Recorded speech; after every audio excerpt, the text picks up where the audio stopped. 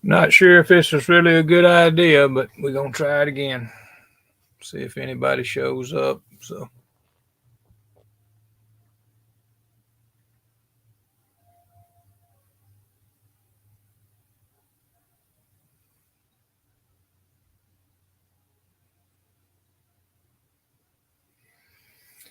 Anyway, guys, for you out there that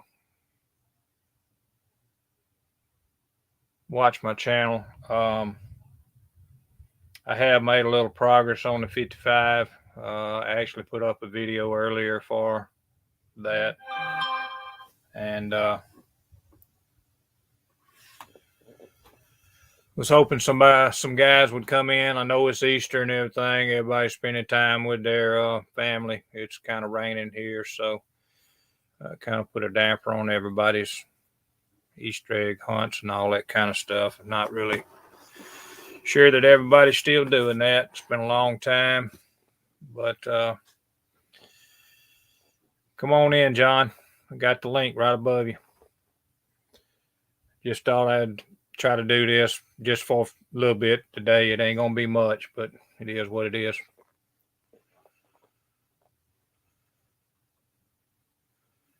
Link's right above you there, John, if you want to come on in. It might not be nobody but me and you. I don't know.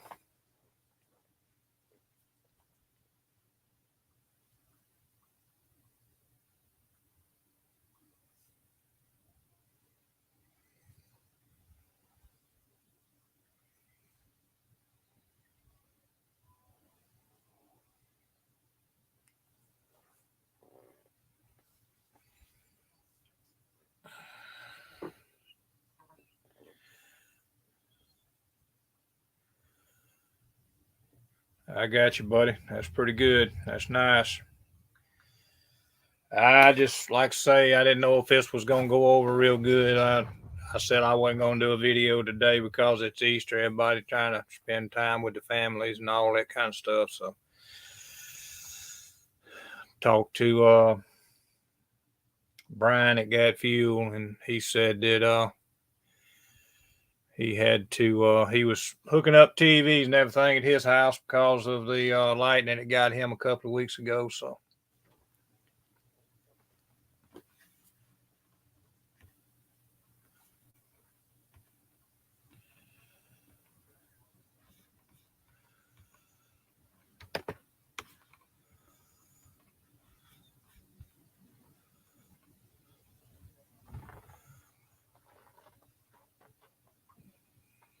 Anyway.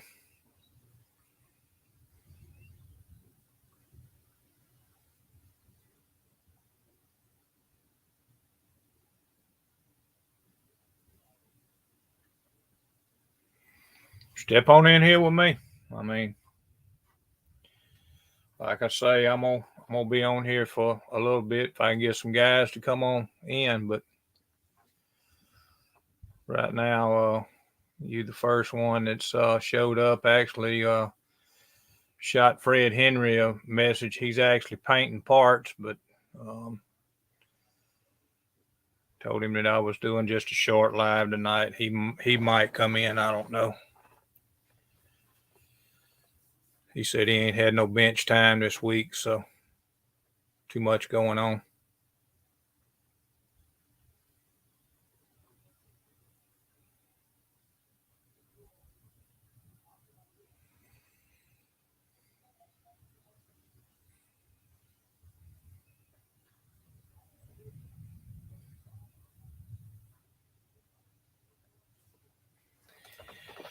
But I really need to be working on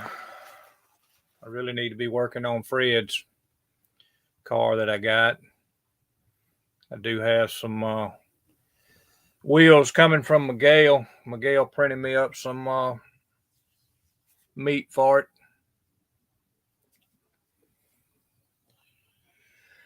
So hopefully I'll get that in a few days. I just got to see about getting the back half done on this car, and I really don't have anything to cut it with. So.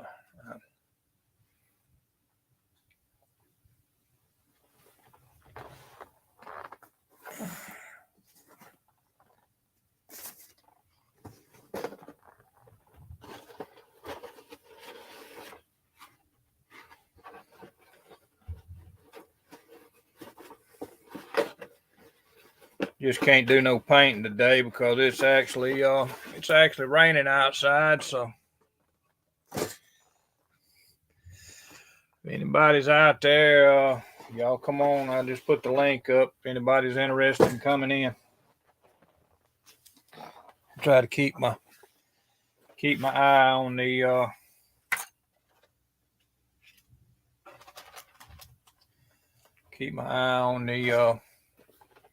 laptop.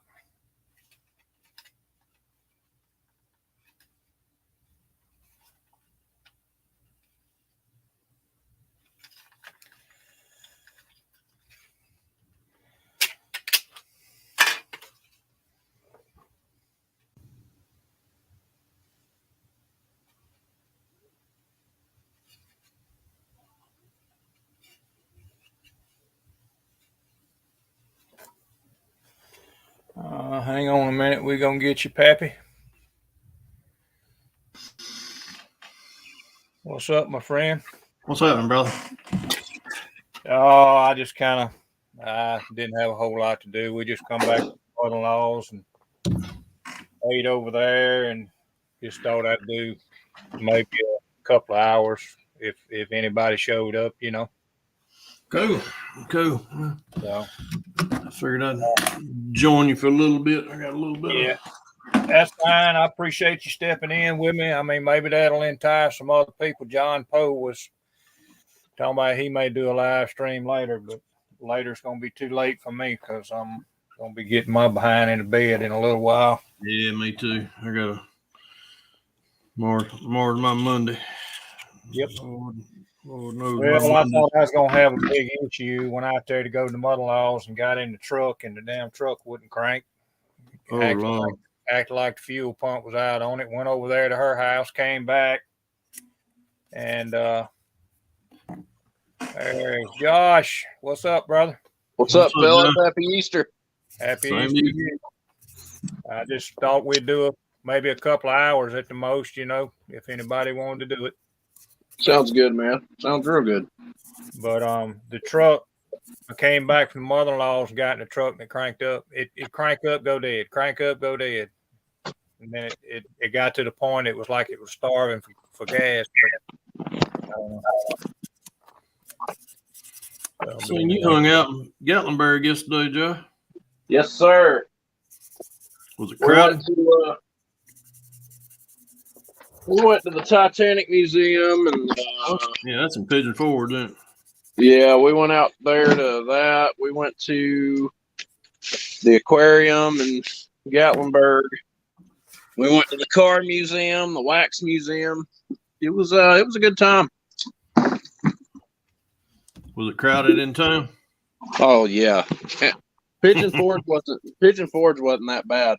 Gatlinburg was absolutely horrible. Really? Oh, I can imagine. Yeah, last time me and Vicky went up there, I can't remember. It was back in the spring. Man, it was just terrible. It was packed. I've never seen so many side by sides in my life either. Yeah, but where they've legalized them now for use on the roads up here. Yeah, they're all over the place over there. I was trying to remember last time let's see, I didn't go on my birthday. I forget when it was. Anyhow, we went during COVID one year or a couple of years ago, and it took. Let's see, we come in the back way through. We come up 75 and then come through, Knoxville and then through Pigeon or through Sevierville. Yeah. Oh my God, we had reservations. We had reservations in Gatlinburg off of Airport Road, right there by the Space Needle. Yeah. And anyhow, we come through. It took us 2 hours to go from Sevierville to our hotel on Airport Road. Yeah, I don't doubt it. Oh my God.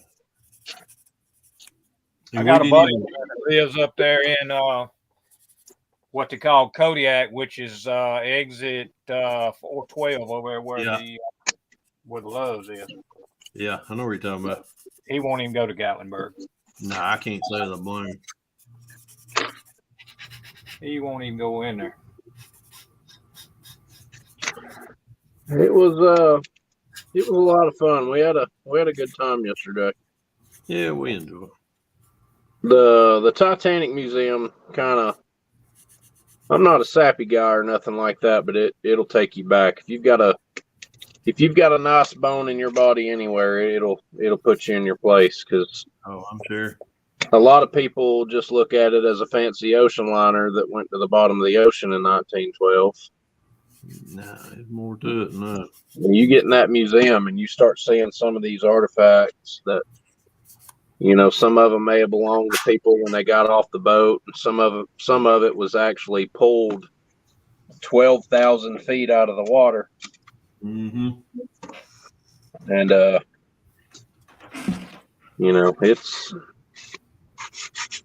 it was nice. It was definitely an experience I'd love to have again. Never been to it myself. The car museum was fun. That's the second time I've been there, but they've added some stuff to it since I was there. Is that the one right there by Bubba Gump's? I believe so. Yeah. Yeah. It's got the Avengers Hummer sitting out front. Yeah. Yep. Yeah, they changed it up. They changed it up a lot. So as far as what they got out there, but I think that's what was out there last time.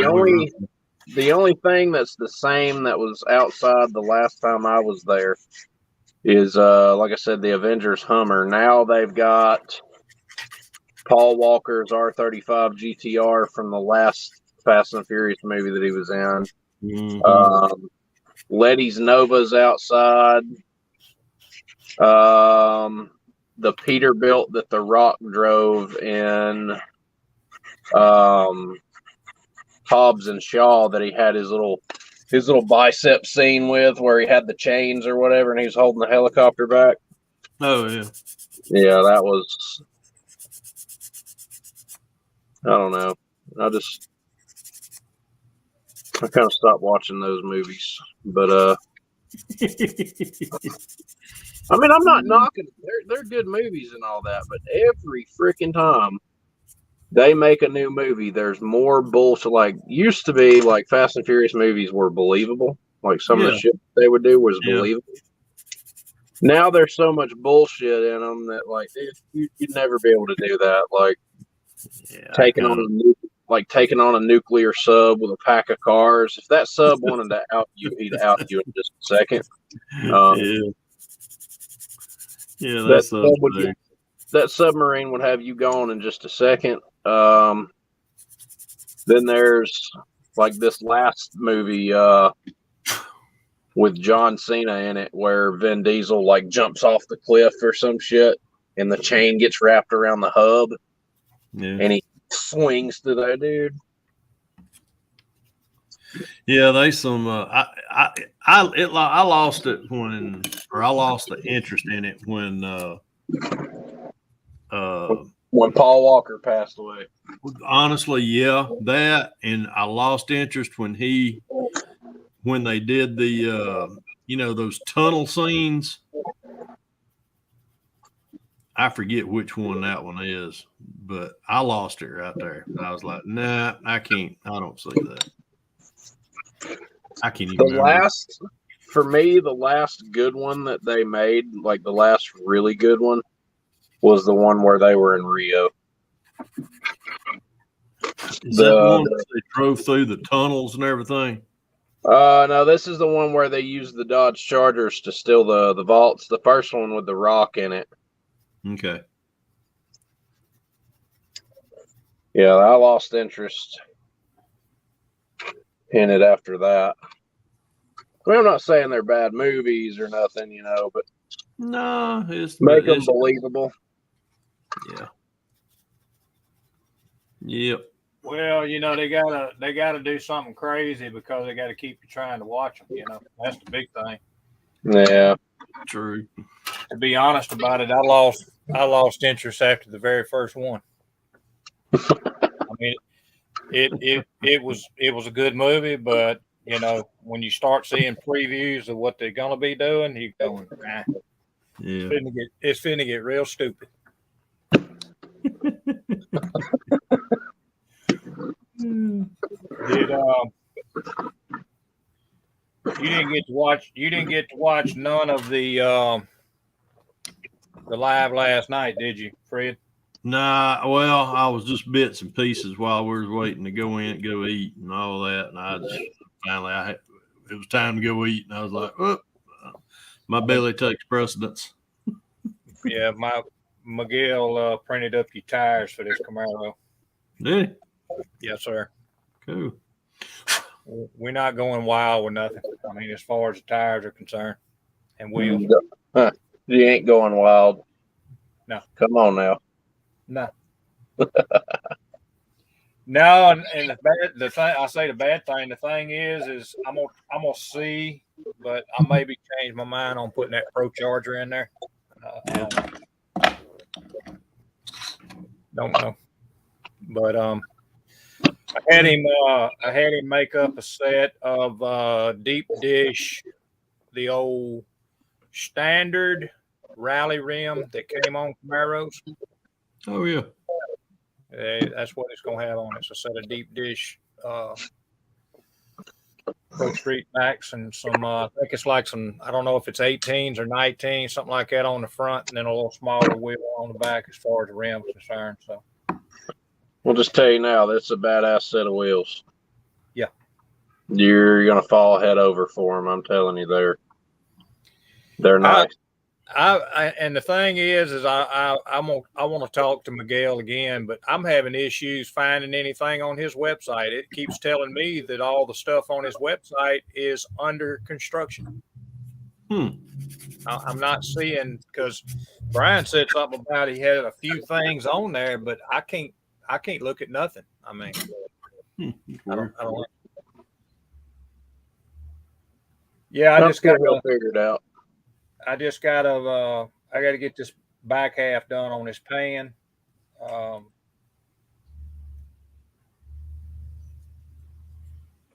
gonna see. I about, like I say, done changed my mind on doing. I may just put a 572 on it with some kind of normal intake. You know what I mean? Mm-hmm. Just kind of not go back to a basic with it, but it'll look good. But those tires, like I say, he showed them to me last night. After shoot, I got two more people in. There's Dan. And speaking of, there's the man right there. What's up, Beetlejuice. Dan, how y'all doing? They try to get me on here. Miguel, or Pappy. That's right. That's right. Hey, everybody. I was just talking about. I was just talking. Yeah, I'm not sure what issue you're having, Terry. I mean, the site works fine. Well, I mean, Wait for it to load. I'm gonna pull it up. I'm going through YouTube is what I'm doing. I don't know if that's an issue.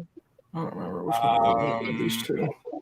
Do I have a link on Well, it to it from YouTube? I didn't even know I'm I just did. going where I just go in there on your about where it says, your website, and I click on it, and it goes to a different page. Is it taking you to a page that says HobbyWorks?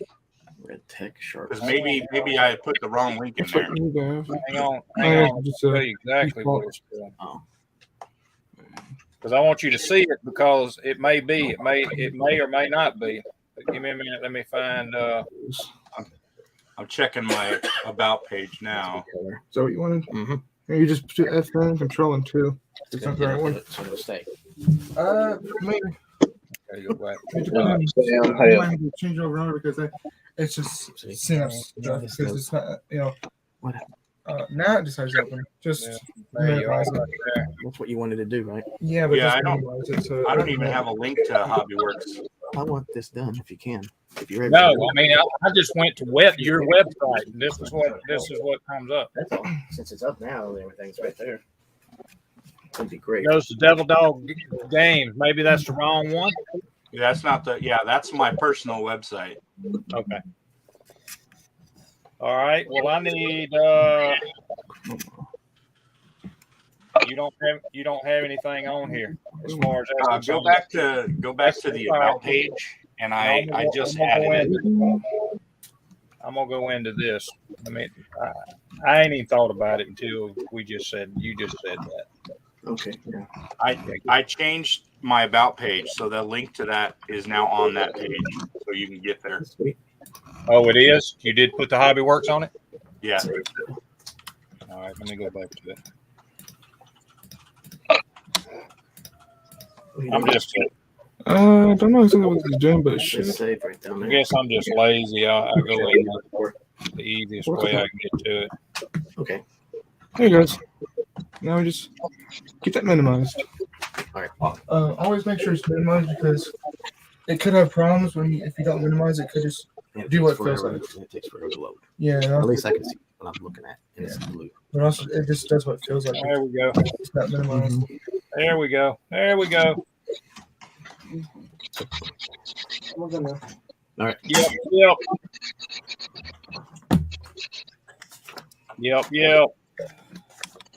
They're there, buddy. They are there.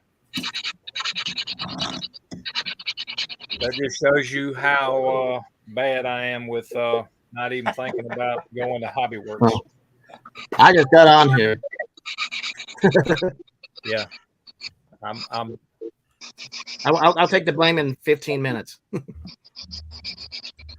Well, let's see How's what he's everybody doing tonight? doing. Good about yourself. Not too bad. Yep, I see it all now, Miguel. Okay.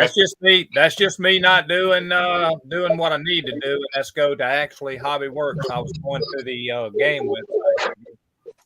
Gotcha. I've got your site saved, Miguel, on my phone. Awesome. Yeah, he's got some sweet stuff in there. I'm trying to add more stuff every day. Yeah. Yeah, I like the truck he showed me. That thing's nice. And what you Which did for Frank. Which one? Yeah, he was working on one last night. That red Toyota. I think it was Toyota. Yeah. Oh, okay. Okay. Yeah, I got you. The Tacoma, it turned out blue with red centers on the rims and stainless. Oh, yeah. That's the Brad DeBerti Performance truck. Tacoma. Yep. Yeah. Yeah, he was fooling around with that last night, changing some stuff on it. Turned out Absolutely. This is what I've been working on today. Hey, Fred. Engine stands, Yep. toolboxes, pallets. Got a little crate motor going on here. Yep, that's cool. Some barrels. Yeah, that needs to be some VP racing fuel. You can put whatever decals on it you want to. That's right. That's right. If I could get a hold of somebody who does decals, I'd make a deal with them to package some decals. Somebody said something about that last week. I don't forget who it was. Yeah, I remember asking about it, and somebody said that they knew somebody that does them. Yeah, they threw some. I didn't forget who it was that they actually threw a name out there. I can't remember who it is. Look, cones and all kind of stuff. Man's working on. Oh, shoot! I'm not gonna do that right now. I'm trying to drive this dead blame big X-Acto blade right through my finger. I'm just trying my best. You've been doing that pretty regular, Fred. I did that shit through my thumb last night. It's You easier just than gotta you think. push a Fred. little harder.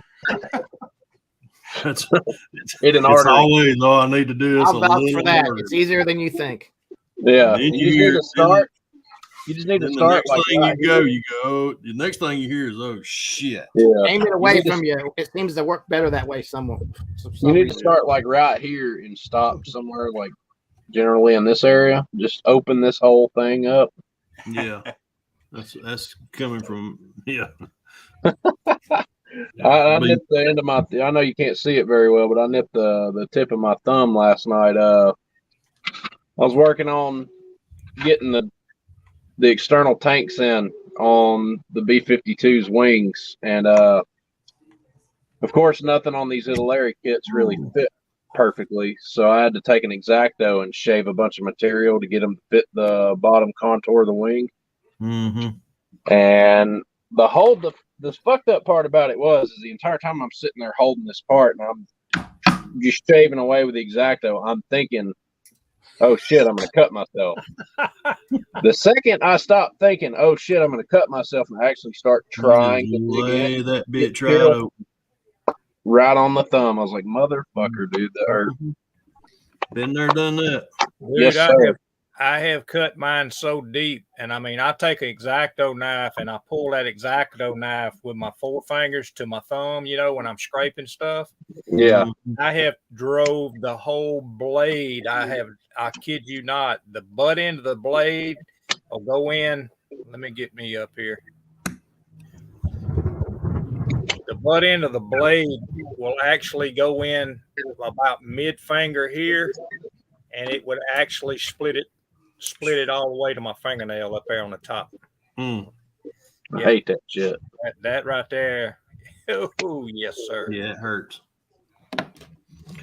Probably what I'm trying to do right here, I could probably do it better with a damn Dremel.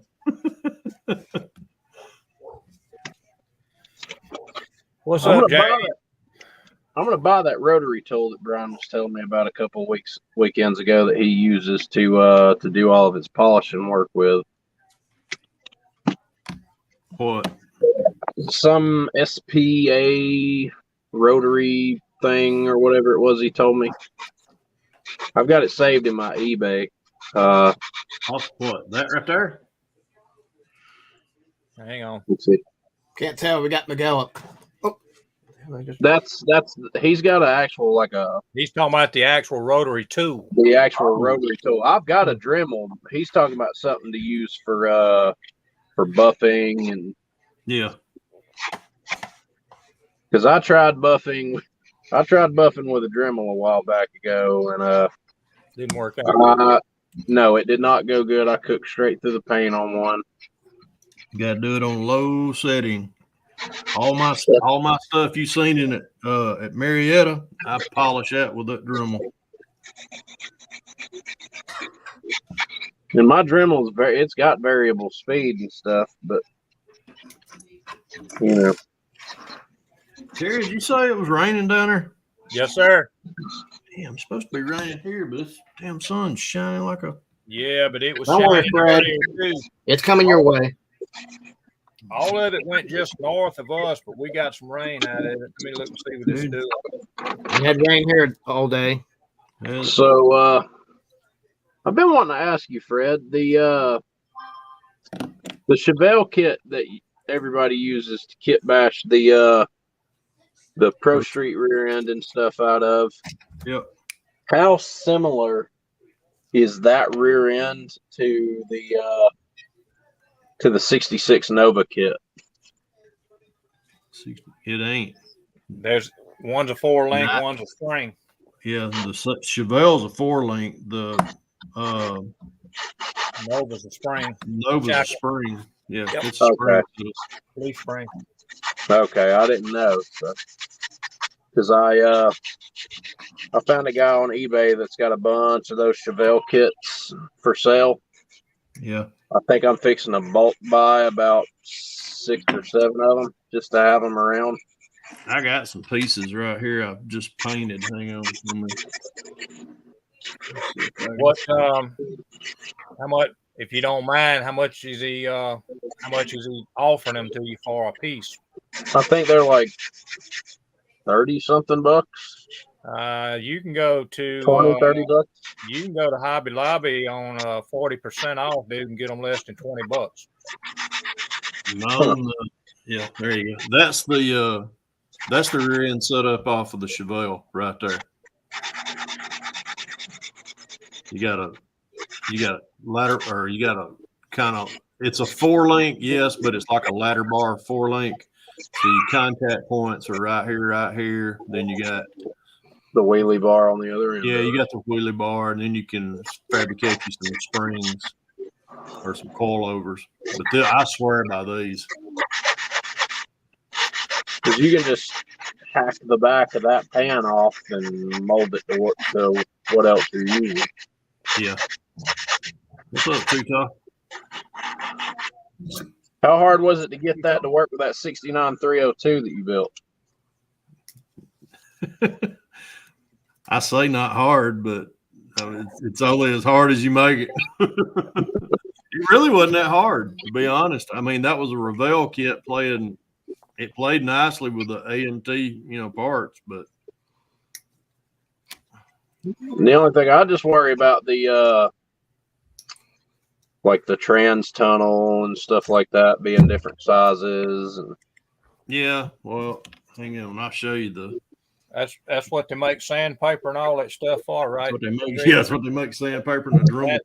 Well, I mean, if I have that big an issue out of it, I can build my own trans tunnels. I've done it with a bunch of my models. Here you go, Josh. This is the Hurst Olds kit that I'm doing with Matthew at Model Car Videos. Yeah, that's now this is all AMT as far as I did have to shorten it, which I got to find the shortened area. I shortened it right in here. I took a 1/4 inch out from that area. But when you take, this is everything from right here's come from the Hurst Olds kit, and everything from right here back comes from the AMT kit. And then if you take, okay, if I can get it to play nicely. Shaking like a dog shitting out a peach seed. I've had way too much coffee today. There's how that fits. Huh. Pull it away again. Huh.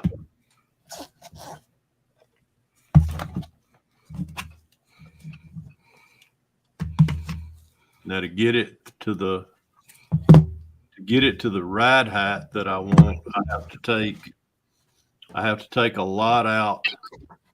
I take a Dremel and I smooth this area out completely. Yeah. Right. I'll grab my phone charger real quick.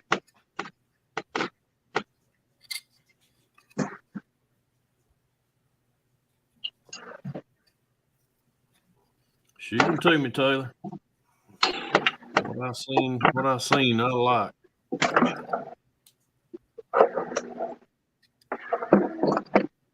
Here we go.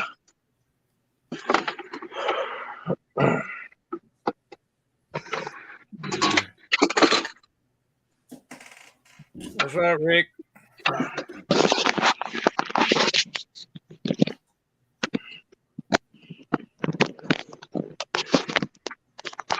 Yeah, I'm fixing to get me another laptop so I can stop using this fucking phone for these live streams. Yeah, that's the best thing to use. That's what I'm doing is using those ladies' laptop. Yeah. Let's see. Now, what am I going to do? What am I going to do? You point. Yeah, I gave Scully the day off, Rick. That's a first. That's a first. Come on now, he needs a day off. It's Easter. Yeah, I gave him a day off. I'm going to have to take.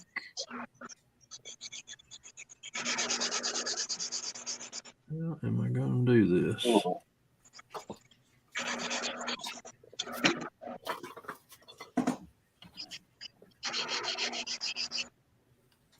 Miguel, you done boxed up them wheels?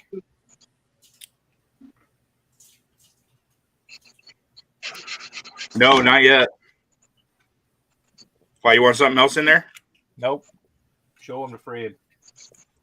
Oh, okay. Hang on. Let me get turned around. Give me 1 sec. Yep. Holler at me because I got my back to the laptop. Yep. No rush.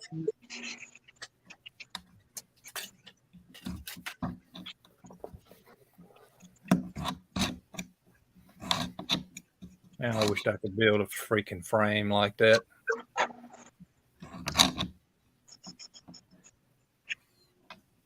I got a program for it. Don't do me no good. I ain't got a printer to print it. I know 2 guys that has one. Yeah, I know 2 that does. Yeah, I know one right now that We know one. does we real know good work. We know one that is gonna wear one out real quick, ain't he, Josh? No, yeah.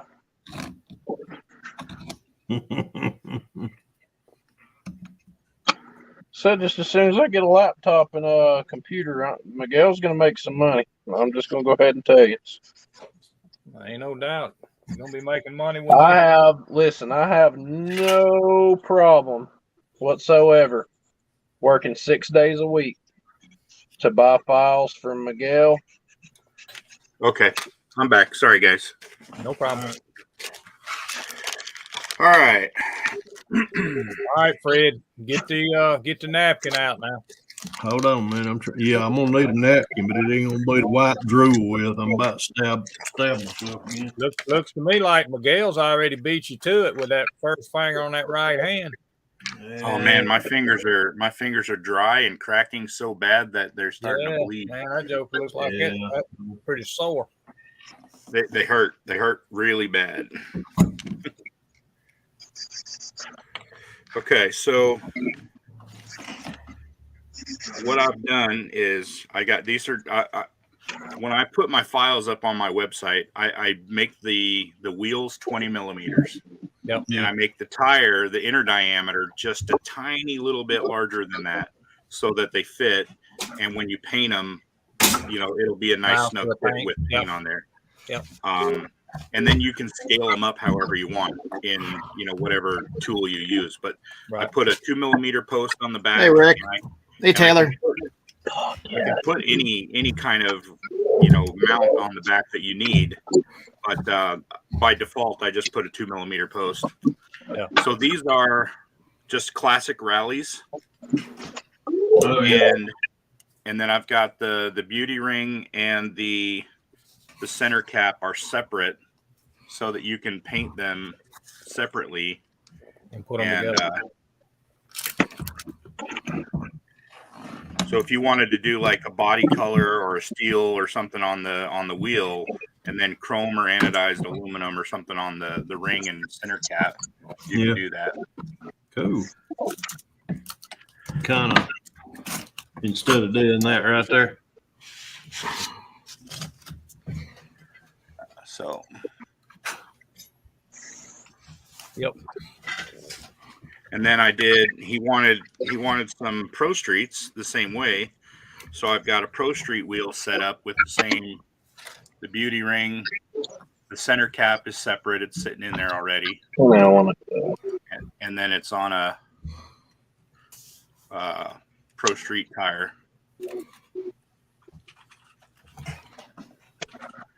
And these tires, he asked for the MT, so we put the MT on there with the rotation mark. Mm-hmm.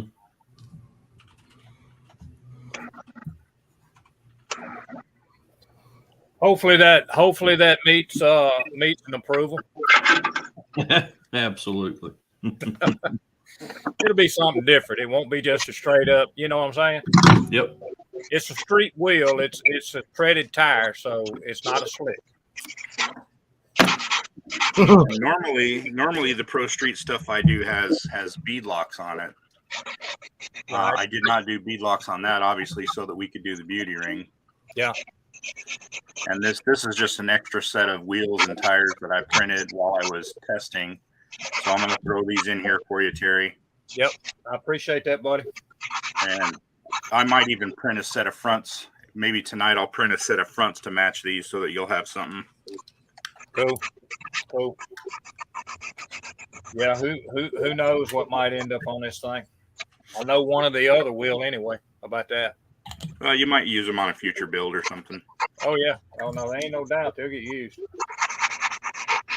No doubt. But also I've got and of course it'll take it forever to drive, but I have some outclad chrome that could be put on, Oh yeah.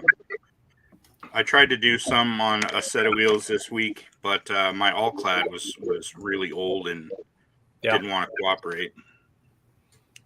Well, I got some brand new outclad chrome, so black base and chrome, so them's gonna be awesome, brother.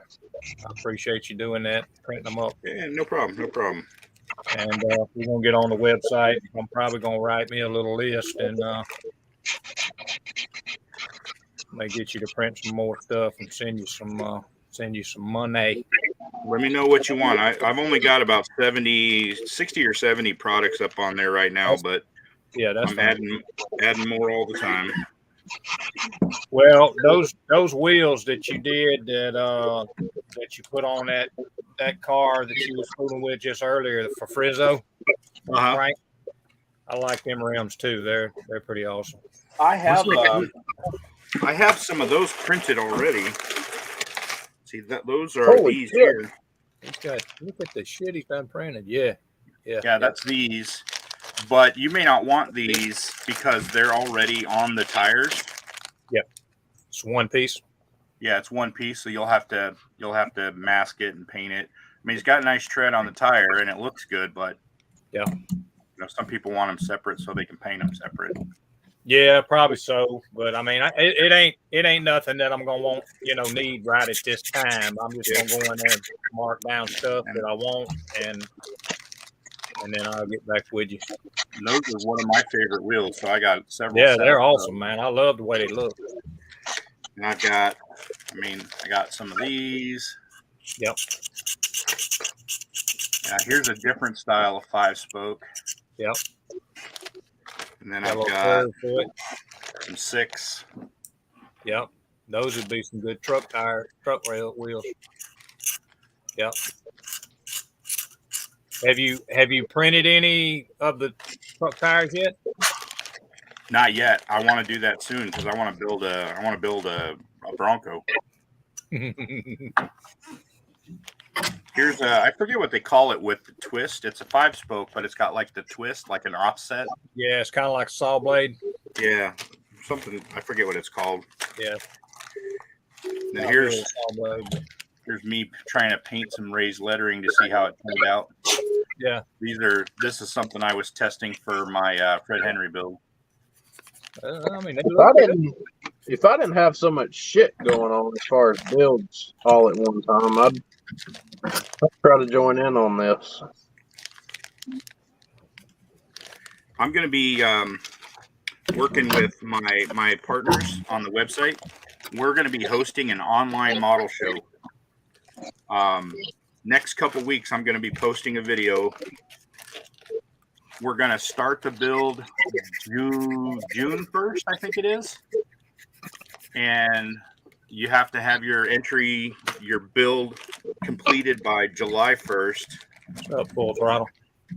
It's going to be entry vote. So if you enter, you get to vote, or you're basically the judges. The people who enter are the judges. I'm putting up prize money out of my own pocket: 500 first, 300 second, 200 third, and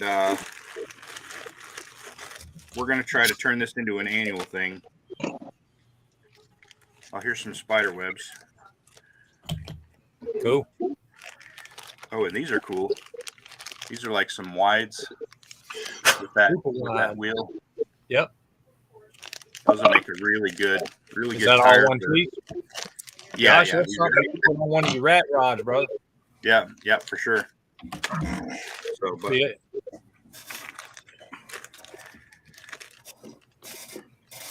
and I was going to do large scale, but talking with the guys, I think that's too limiting. So instead, we're going to do automotive. 24th, 25th. Anything automotive. Okay. And we're going to post the judging criteria before the contest starts, so that you know what you're building for ahead of time. If you enter, you get to vote. You get to judge all the entries, and then at the end, the average scores determine who wins. It sounds to me like I need to get this Peterbilt. We'll just say build going. I don't want to spill too many details just yet. Well, you're going to have 6 months. Like I said, I'm going to give you 6 months, and $1,000 worth of prize money is on the line. So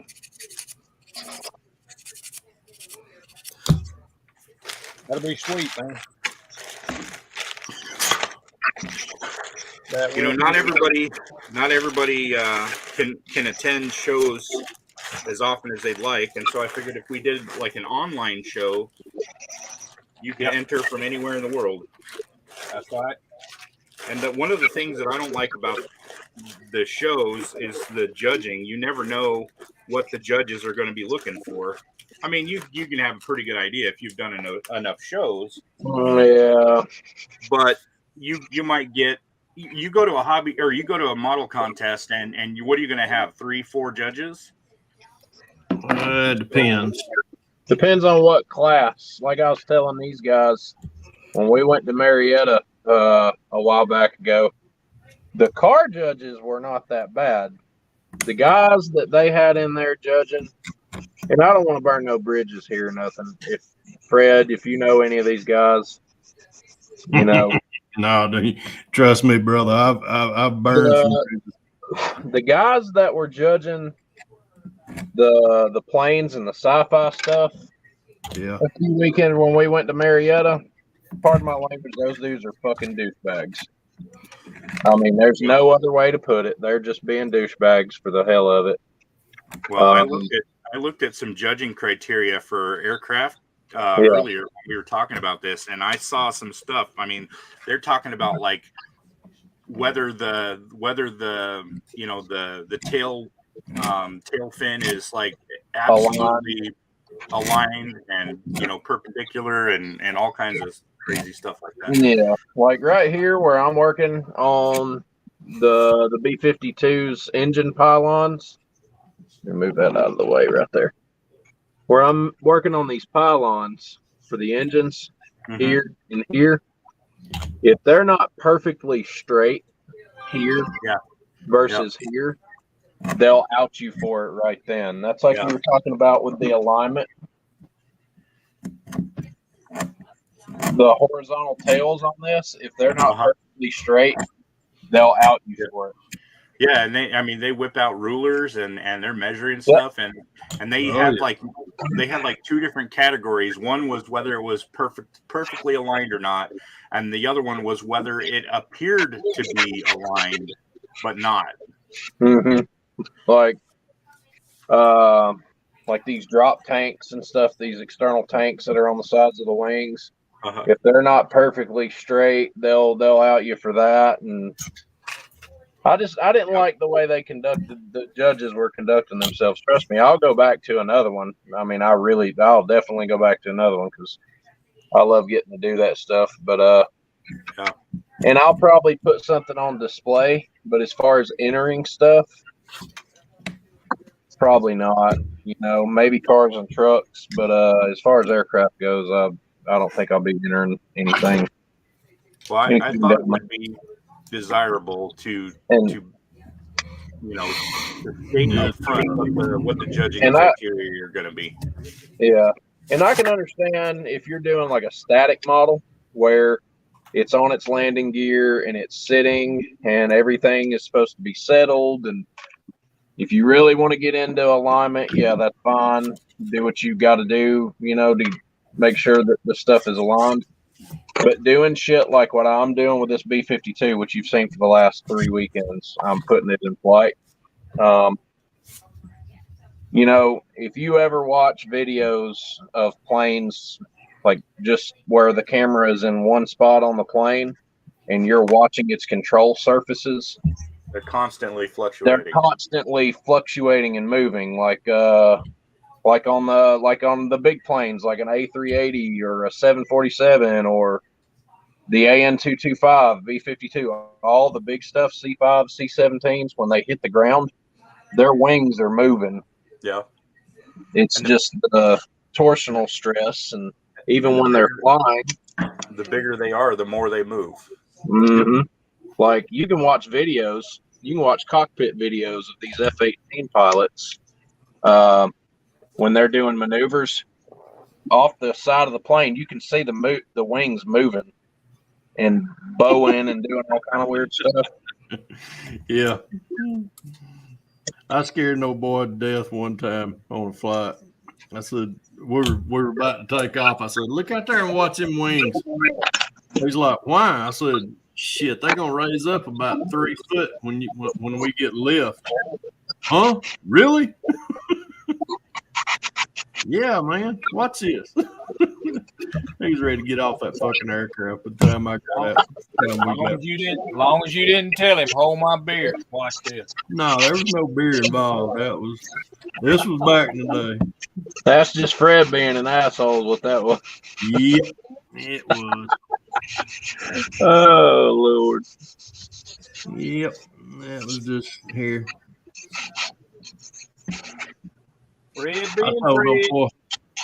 I told no boy on a flight one time. This was back in the day when they used to leave the cockpit open on commercial, and I kept telling him. I said, "Man, they pour the coal down on that throttle." I said, "Man, it's gonna pin you back in your seat, and you're just gonna feel the G forces." He had a death grip on his seat. I've never been on one. 31 years old and I've still never been on a plane. There you go. And I know I've never been on one, and I know all about the damn things. I wish I had $1 for every one of them I've been on. Whew. I don't know if I told you or not, Fred, but I'm subscribed to the chief pilot for Antonov Airlines over in the Ukraine. Yeah. And he put a video up the other day that he had got to go back to work. He's been working out of the headquarters in the Ukraine over there. You know, they're still kind of limited to what they can do with all this bullshit still going on over there. But he said that the decision was made by Antonov, not the airline company, but the actual head company. Mm-hmm. It was made by the head company and Antonov themselves. They're going to go ahead and try to repair the plane. I don't know how they're going to pull it off, but yeah, I don't know either. There's a lot of damage, especially on the power airframe. Yeah, I'd say a lot of it will involve the second airframe. So, well, let me just put it this way: what they charge per hour, they can make it back. yeah, you can't tell me if they're charging $30,000 an hour and they've been flying that plane doing freight jobs as long as they flew it. Yep. There is no way they don't have a stockpile of money put back to fix this thing. If they wanted that thing, if they wanted the second one done a year ago, if they wanted the second one in the air too, they'd have had it in the air. Yep. I agree. I've got a 44th scale Emria ordered coming in. Okay. I don't know where it's at, but I know that it's on its way. And I've been thinking, there's this company called Model Bits out of the Ukraine, but a lot of their products are over, in different countries and in the States and stuff. Sprue Brothers has got a 72nd scale Emria. And the thing's supposed to be like 48 inches wide, 50 inches wide, something like that. I thought about buying it, but it's pretty expensive. It normally ranges between $700 and $1,000, depending on where you buy it, who's selling. Considered buying it.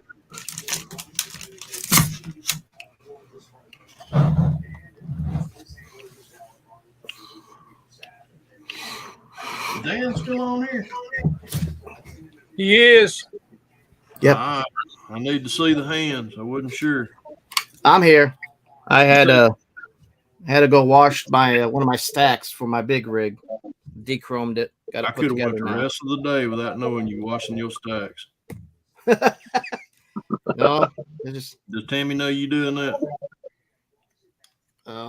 what she don't know won't hurt her. Okay. I like Yeah, that yeah. new style. I've got another one in the little pond here.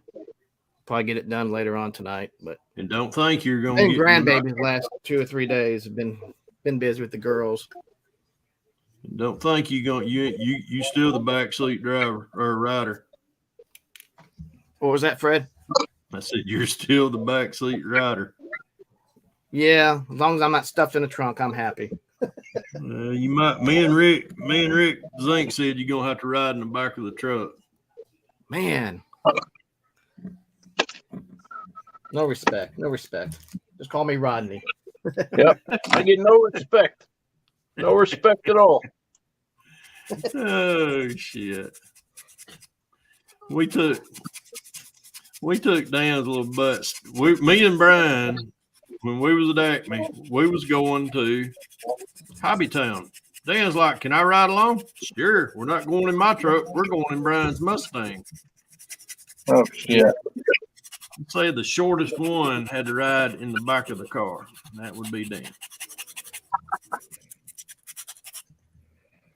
Dan fit better than 6'3" or 6'5" fit in that Mustang. It was scrunch for this little short guy, that's for sure. Well, I'll just tell you, Fred, when we all get up in November, I'll just take the journey. You guys can ride the Mustang. 'Cause, I got something now all of us can ride in. So my big ass ain't getting in the back of one. I ain't the tallest thing in the world, but you seen me when I was over there. yeah. I've known Dan for 4 or 5 years now. I've never seen him till last November. Yeah. Good live feeds that y'all did. Yeah, we've had some live feeds. And then first time I seen him, he had to look up at me and Brian. Oh man. Especially Brian. I was over there that day, and Brian is real freaking tall. I mean, When not we were- but BG. when we were at AtlantaCon and I started checking out paint, you and Brian just snuck up on me. Pat and Metchin started striking up a conversation with both of you, and the rest is history. Well, I appreciate you guys taking the time out to shed some wisdom to me, and I appreciate the counsel and the friendship you've given me since then. It's been That's what's fun about all this. nice getting to know folks that have the same hobby that I've got.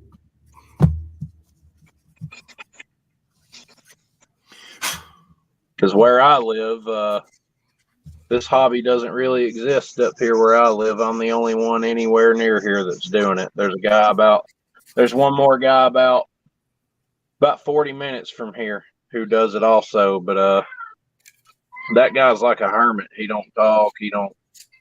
I hardly ever hear from him or anything. Friends on Facebook. I don't hear from him. He's retired. And if he's not building models, he's spending time with his Model T. He's got a 26, 27 Model T with a small block 350 in it. You've probably seen him in the model groups. His name's Keith Wagner. I've heard that name. Yeah. Yeah. Yep. He's a pretty good builder. He's definitely good.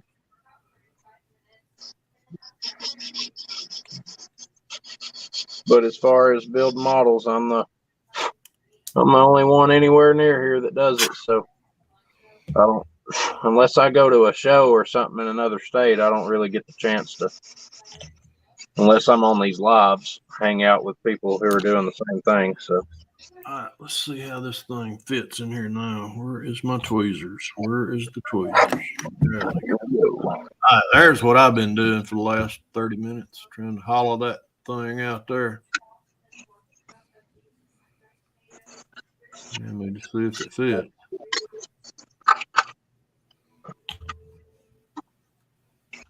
Is that a grill? What is that?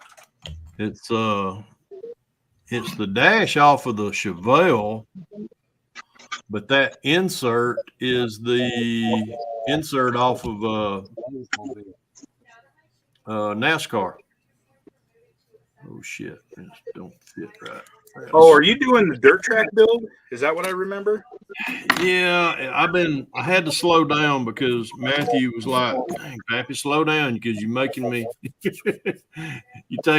doing that her stoles too quick." And I was like, all right. So I picked up one of my old Chevelle bodies and just kind of got inspired with that. And there's what I did with the frame.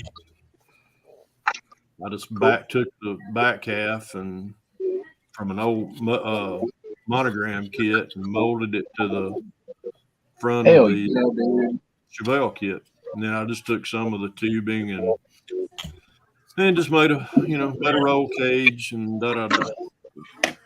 Well, Is it going to have truck arm suspension, whatever it's called, in the back end?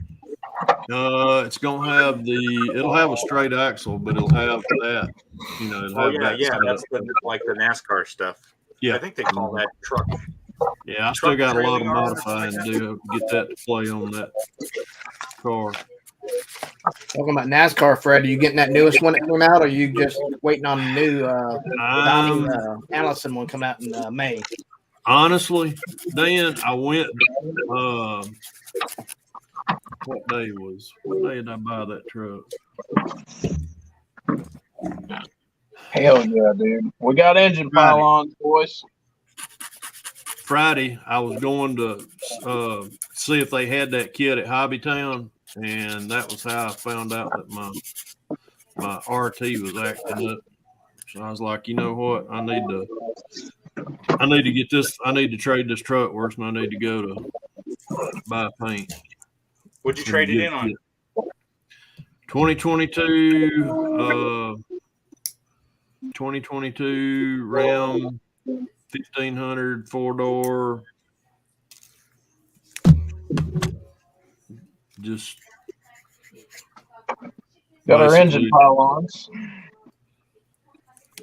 I think I did a rendering of that. There's that. Oh, what's next? Okay, we got some tail winglets that need to go on. I wonder if I need to put those on later on. there we go. Probably be better to keep from breaking the damn things off. I think it fits in there fairly decent. Fellas, I think it's time to start doing body work. You know what? When you said it's time, I think I need to go see what the boss lady's up to. I smelled pinto beans and cornbread about 20 minutes ago. That sounds like a good dinner. Yeah. It is. I'm wondering. I seen some ham out there in the garage. I was like, I've had my fill for ham today. Yeah, I had the closest thing to ham I had when I got up Friday. Be right back. Let me We're go having check ham, on the but boss. we haven't eaten yet. Yeah, we need to eat.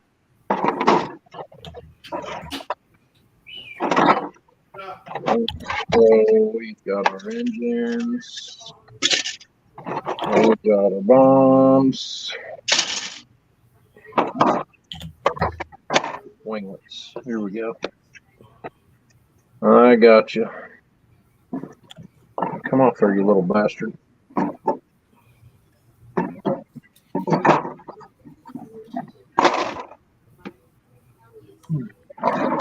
I asked you not to talk to me like that. I'm sorry.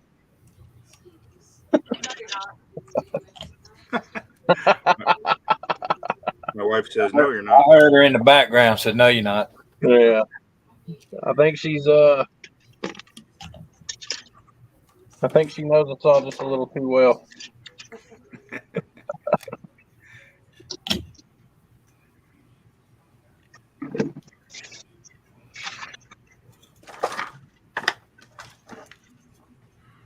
Okay, so yeah, we're gonna wait and put these little winglets on until later because I don't want to screw nothing up. I don't want to break those off. If I even decide to put them on, it's not looking well. Yeah, there's a certain gap there.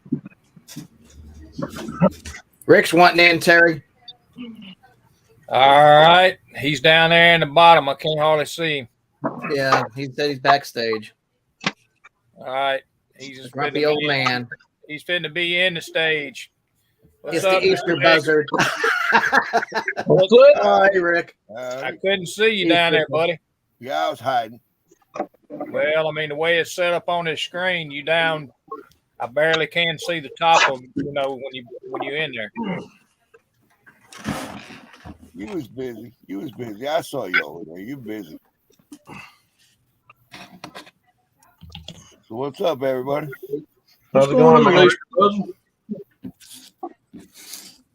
Easter puzzle. Look at something I don't need to be looking at. It's going to cost me some money here probably next week. Yeah, I know how that can go. Got some stuff that I might have to get Miguel to print for me. Yeah, you won't spend too much money. I don't have anything very expensive on there. No, but I mean, still. No, see, a man can go broke buying a bunch of stuff that's not too expensive, though. When you Right. buy, Man, you get in trouble too for spending too much. Also, with 2 sets of this and 2 sets of that. yeah, How it goes. Can't just buy 1 set. Just got to be 2 sets. it's like when I get on Shapeways or Iceman's site or some shit, and I see a bunch of stuff. You know what? What was bad about me today is that I was actually fixing to go and look at some Iceman engines earlier, and I'm going, well, shit, I can go to Miguel's site. Yeah, what do you want? What Oh, is it you're looking nothing. for? I mean, I need to find a tame motor for this Camaro, but it needs to be either a 572 or a 632, but I don't want a whole lot hanging out the hood, too. I have one with a turbo intake manifold. I can also do naturally aspirated intake. That's what I'm looking for. I think I'm gonna go back to that. I'm not gonna put that. I was gonna put that Pro Charger on it, but I think I've changed my mind. Let me.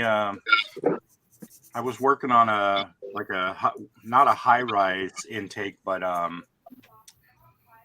I forget what it's called, where it's like raised up off the surface. It's a high ram. High ram. There you go.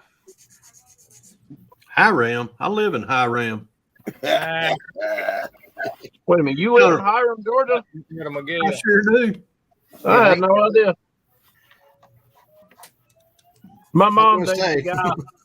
My mom dated a guy when we were kids whose family and shit was from Hiram. What was her name? The guy she dated, his name was Robbie Campbell. Robbie Campbell. I know a bunch of Campbell. Worked for Keystone. Huh.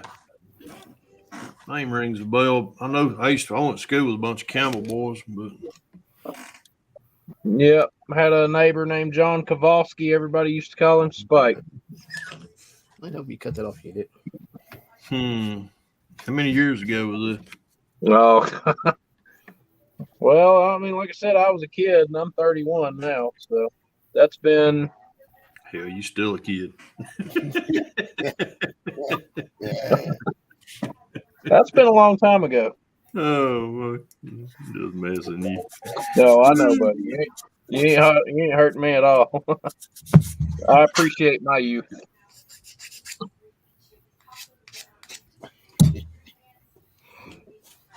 He don't realize it, Fred, but he's hurting us, don't he? Ain't he?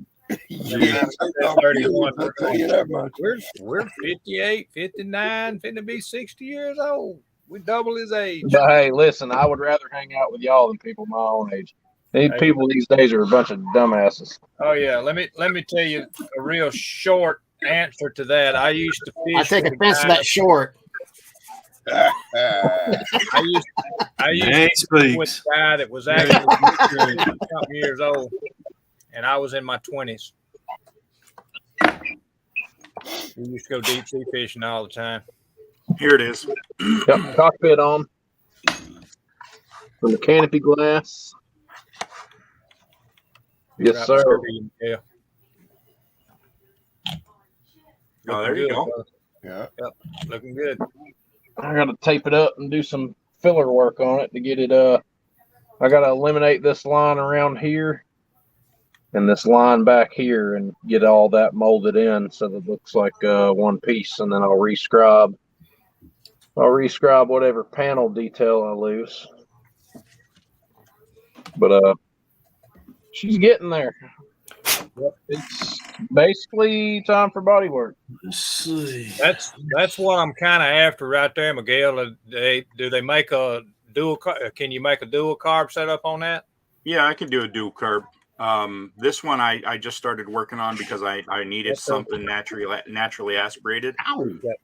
I've got this one set up so that I can tinker with it, and move it all around. That's cool. Wow. I'll be watching the website whenever you get through with it. Okay. Ain't no rush. I'm just I think when I do go in it, it's probably going to be like say the 572 naturally aspirated or a 632. Check that shit out. Yeah.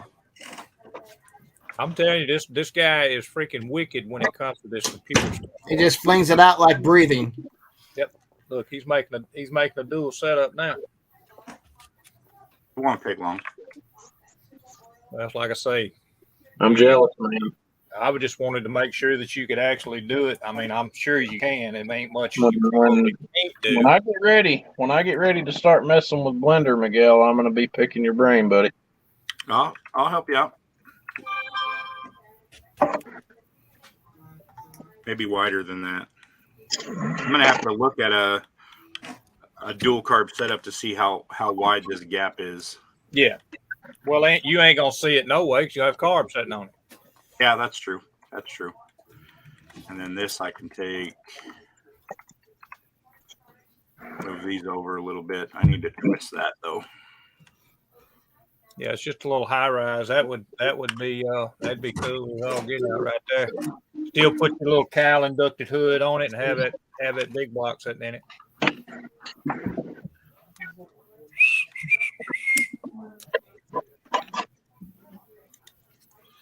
Let's see. What else can I do? What else can I do? Get that off. I've got to get some super swampers ordered tonight. Oh, speaking of super swampers, they're one of the old pulling kits is coming out with a groundhog on them. One of the old pulling kits. What you talking about, Fred? One of the Josh talking about super swampers. Hey, hang on a minute. You made a set of them?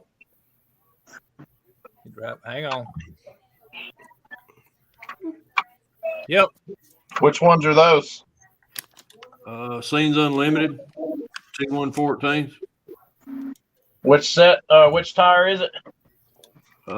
Super Swampers. Okay. The tires that I've got to order, I'll show you here real quick. Get out my. You put them on that. You put them on that wheel that for that RC car, right? The RC car wheel. Well, I've got a set of dually wheels ordered. The Peterbilt that I'm building. Here, let me do this to you right quick, Josh. Watch this. Don't get rid of them yet, Miguel. Okay. You see what he's doing, right, Josh? Mm-hmm. Yeah, he can make you some swampers. I made these the other day. Those are nice. Wow. A little too much tread, I think. I'm gonna do these again without the little ribs in the middle. Mm. You may pull one of these out, Miguel. Let you look at them. Yeah, Those that'd be are great. That'd be great. Yeah.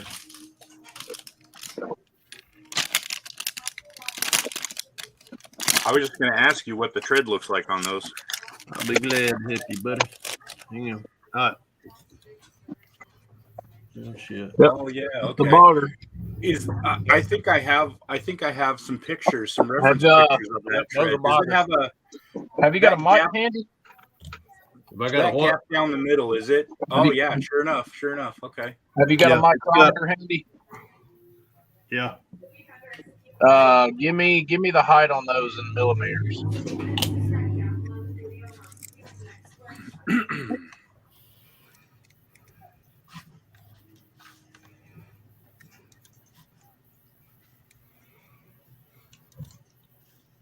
$43. 43. Yeah. So those are 44s. Actually, would be considered 44s in real life. So pull me up here and I'll show you guys something.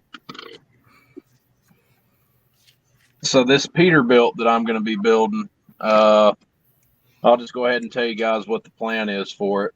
I've got a Jimmy Flintstone chopped Peterbilt 359 cab, real short height. I'm going to set that cab down and I'm going to do a Cummins VT903 twin turbo V8. It's a big giant, nearly a 15-liter diesel. Getting two 3D printed 102 millimeter turbos. Just getting an Allison 6-speed auto. It may even be more than that, but just getting a giant Allison auto semi trans. I'm doing a probably a Mack 80,000 pound hard bar suspension kit on it, like I put on the LN 8000. But these tires right here, I'm sure you guys are all familiar with this. These are the tires that you get on the Revell Jeep. Yep. Oh, And these mic in at 35 millimeters. So that's a 35-inch tire. These are RC four-wheel drive Super Swamper boggers. And these are supposed to be used on the SCX 24 RC truck. I've got two sets of dually wheels. They're like military-looking dually wheels. There's going to be 8 of these things on the back and then 2 more up front. The front axle won't be powered, but the back will. And these mic in at 50.4 millimeters. So that's a 50-inch tire. and there's going to be 8 of these things on the back and 2 more up front. Now, what I might do, I've got some smaller boggers somewhere that I may put up front. They're like a 40-inch, I think. Oh, never mind. Here they are. They've got a wheel already in them, but these wheels will come off. That's cool. Smaller bogger. That's the plan for that. I've already got the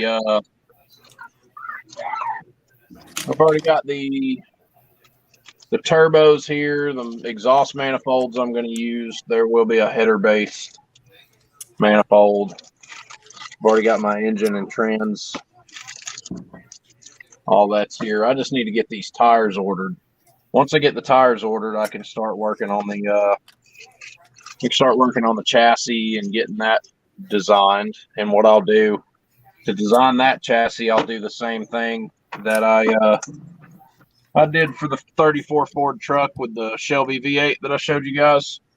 I'll trace the dimensions of the cab and the engine onto a piece of paper, and then I'll figure out where my interior tub sits, and then I'll actually draw the frame on the paper and figure out where everything needs to go.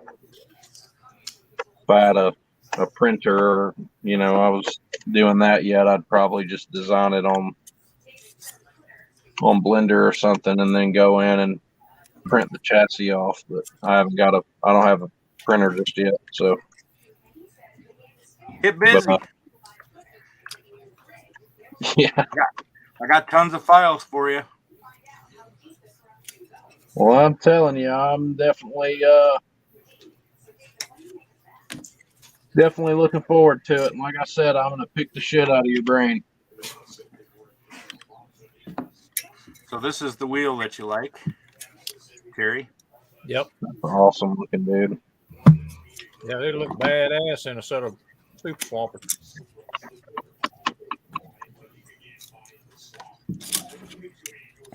I'm like Miguel. I want to get me a 4-wheel drive truck out. I'm thinking about doing that deserter. And trying to put a bigger set of tires under that. Well, I've actually right here. I've got a set of the wheels off the deserter that are on a Scenes Unlimited tire. This is the Max Track. These are a 37. Yep. Let me get this in a little bit better light for you guys. That's cool right there. Yep. You see them good. That's some neat tires right there. Now I ain't even opened that deserter up, so I didn't even know. You got it, Josh. Well, these are from these wheels are from the deserter kit, and the tires are from Scenes Unlimited. And then the tires that are under my my black mud truck, the 70 that I built. Yeah. Are these? These are Scenes Unlimited mud maulers, and they're a 42. That's cool. I don't know how these guys are. I know that a lot of guys would just go ahead and rather print tires out of resin, and I'd say it's way more convenient. I don't know how guys like Scenes Unlimited and like Future Attraction, where I get some of my drag slicks from. I don't know how they're making their rubber tires. There's resin that you can print that has that's elastic. It's got a rubbery feel to it. Yeah, That's where those like $100 a bottle. That's where these super swampers are. They got a rubbery feel to it. Because these are all rubber. Like they're all malleable. I want to try some of that, but it's going to be real expensive. I mean, it's like $35 for a bottle of resin, 1 kilogram or 1 liter. Yeah, and it's like $98 for a bottle of the rubbery stuff. That's like some of this other shit that I've got. I've got some expensive RC stuff in here, like these tires and wheels. But I know the feeling, Josh. But I've got these are actual SCX 24. These are actual machined wheels with bead locks. I've only got 2 of the bead lock screws in right now, but I mean, I've got the same set of wheels again here in red with the black bead on them. That is cool. And then I've got another build planned later on down the line. I'm going to take 3 of the not the snap type, not the snap kits, but the regular Revell Jeep Wrangler kits. I'm going to take 3 of them and I'm going to hack all 3 cabs and make a triple cab Wrangler. I'm going to do a Hellcat swap and I'm going to put these tires and wheels under it. That'll be cool. And those are these are 50s. It'll be a full 4-link setup. But I've got a bunch of Steven Zimmerman products in here too, like these multi-piece deep dish Eleanor wheels. Yep. Oh yeah, those are nice. Yes, sir. It's nice. They don't have a hub on the back, so I have to make a hub for it. But you know, that's nothing a little super glue can't take care of. That's right. Get some styrene tubing and some super glue, and you can make your own hubs. Yep. But I've got stuff in here for 3D scale parts, like these. Well, you seen that stuff that I had for the black card, right? 24 scale. Yeah. I've got a set of those wheels too that come in the little, looks like a pill bottle, but it's clear. Yep. And that's what these wheels right here are. Yeah, that's awesome right there. And then they don't have a bead lock. I can buy the bead lock separate, but the tires are future attraction tires with Yep, those are slots. wheels for slot car. Yep. And, I've got 2 contacts on Facebook that I go through for that I've been going through for my drag wheels and whatnot. I bought a set from Dancing Bear a while back ago, and I guess when I spec'd them out online, I accidentally selected to have them anodized instead of painted, and they just came like a chrome color. You know, and they were like $80. But those are on the Aoshima trailer that I built for the 70 drag truck. They're up front on the top. They've got. I think these are the ones that Miguel's actually talking about. He's going to do a set of fronts for. Yeah. Yep. See, what you can do is you can take that foam or whatever that's wrapped around them. What I did, Take it off. I just took my X-Acto blade and cut through it and scraped it all off, and then I bought tires from Future Attraction to put on those. Right. Yeah, that's what I want to do. Is I want to get rid of these foams. I've got these, and I've got another set. But, I mean, I really like these. But I want when Miguel starts printing up them swampers, I want to try to get a swamper that's going to be a little bit wider than normal, because I want to put a wider tire on it. Yeah, well, that's like I can print you a set of those. The SEMA truck that I'm wanting to build out of the Trying to get this out. 72 F100 that I showed you guys that I chopped up 2 cabs and made an extended cab out of. Yep. Those are nice. That's the other ones I got. Yeah. The only thing is that squared edges wouldn't be so bad that even though they were foam, with them having Hoosier on them, you know, but they're just. And I've got the fronts to that too, but that's supposed to be for a top fuel drag. Is what that's supposed to be for. Yeah. See, I'd like to get something like this, but wider. Because these tires I here. was talking to Miguel, because that's what I want is a wider tire. So whenever you stick it underneath the fender, it's sticking out a little bit, you know. Yeah. See, that's a 50-inch Super Swamper Thornbird on a 30-inch wheel. Yep. And then I used 3/32 inch styrene tubing as a hub for it. And these actually slide into these axles that I bought from, I believe it was American Industrial Truck Models. And these just slide in. These just slide in here like this. That's cool. That is going to be badass right there. And that is going to sit underneath,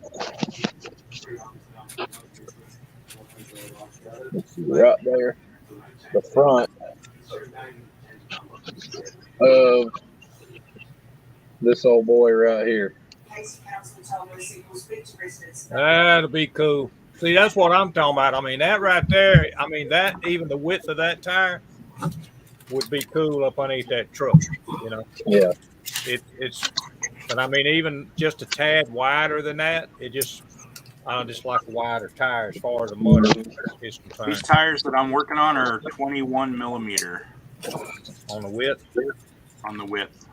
These But tires I can make them as wide as you want them. Right.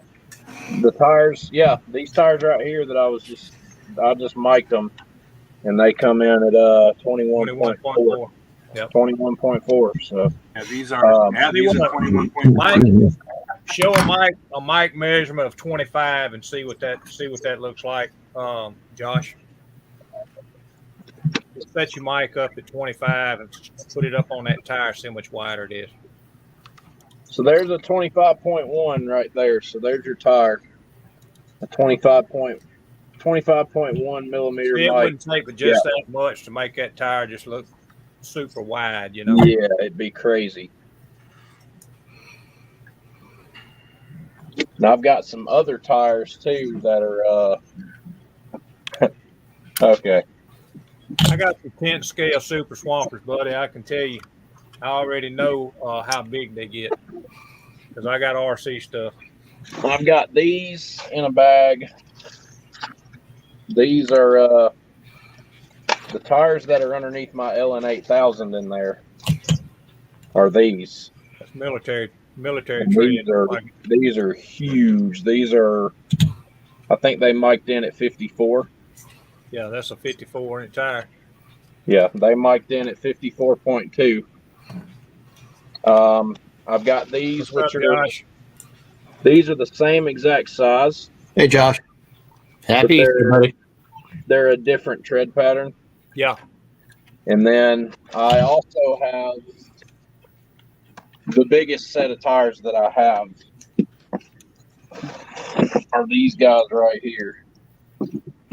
And these things are, I was going to put these on the LN8000, but they're a little bit overkill. They don't look that big till you turn them sideways. Yeah, they're big. And these measured in at, let's see right here, 62.2 millimeters. So they're huge, absolutely huge. No, actually, I think I had never mind. I had it on the pinch side.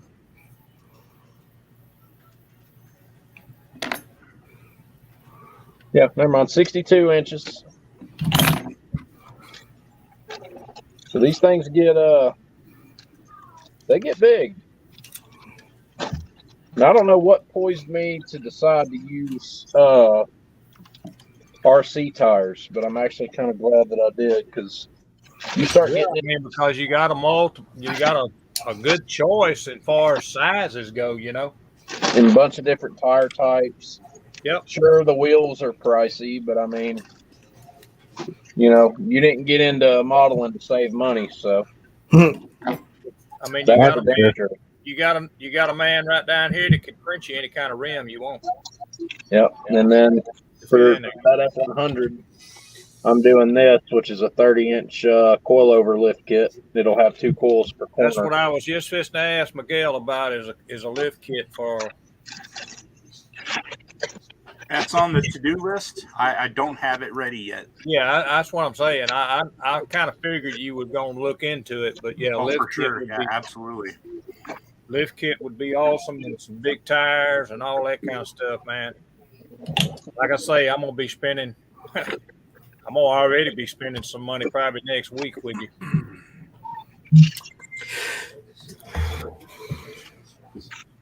I grant you.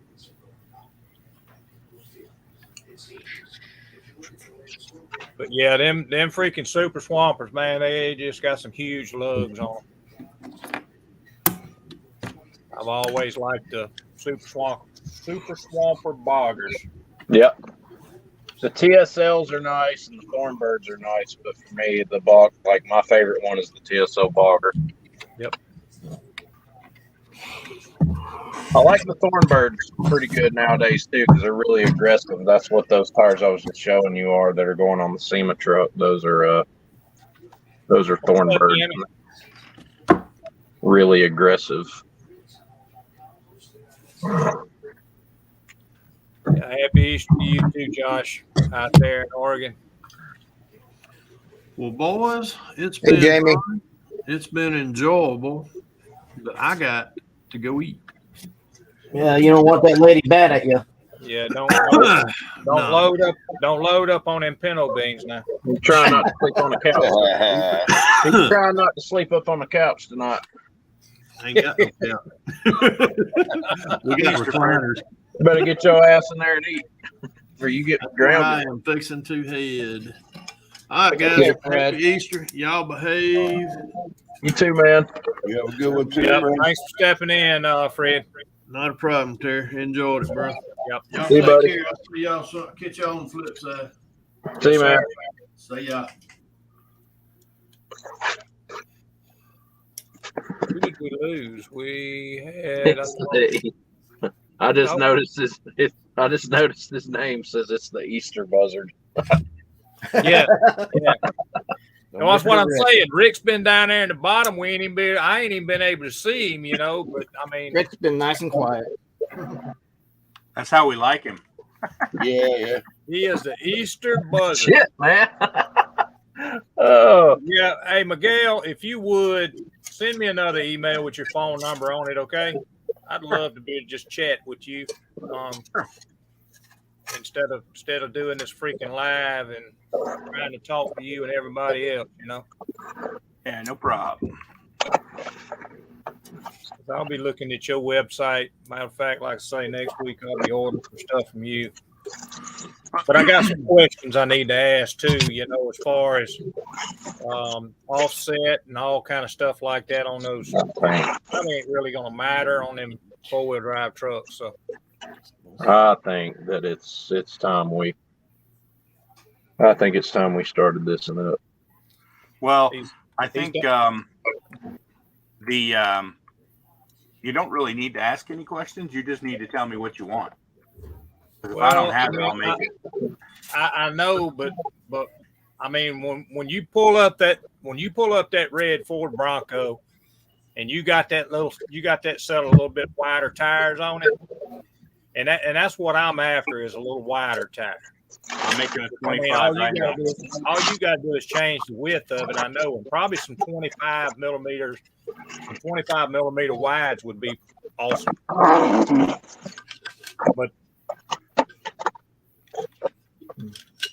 you're gonna have to tell me. I mean, that's why I'm saying I need to talk to you on the phone because you need to tell me so I can send money. Okay, I'll send you a call or an email with my number on it. Yeah, that's the main reason for having your number because I want to be able to ask you. We need to get you some money, man. We ain't gonna keep doing what we're doing. It might be a 4-wheel drive in my near future, Josh. I'm ready, man. I even had this Tyrone Malone truck out. Was gonna build on it because I got the motor over here. But Yeah. See, like the Peterbilt that I'm wanting to do, it's the same sort of. It's a similar concept to this 28 Ford that I want to do. where I'll be using.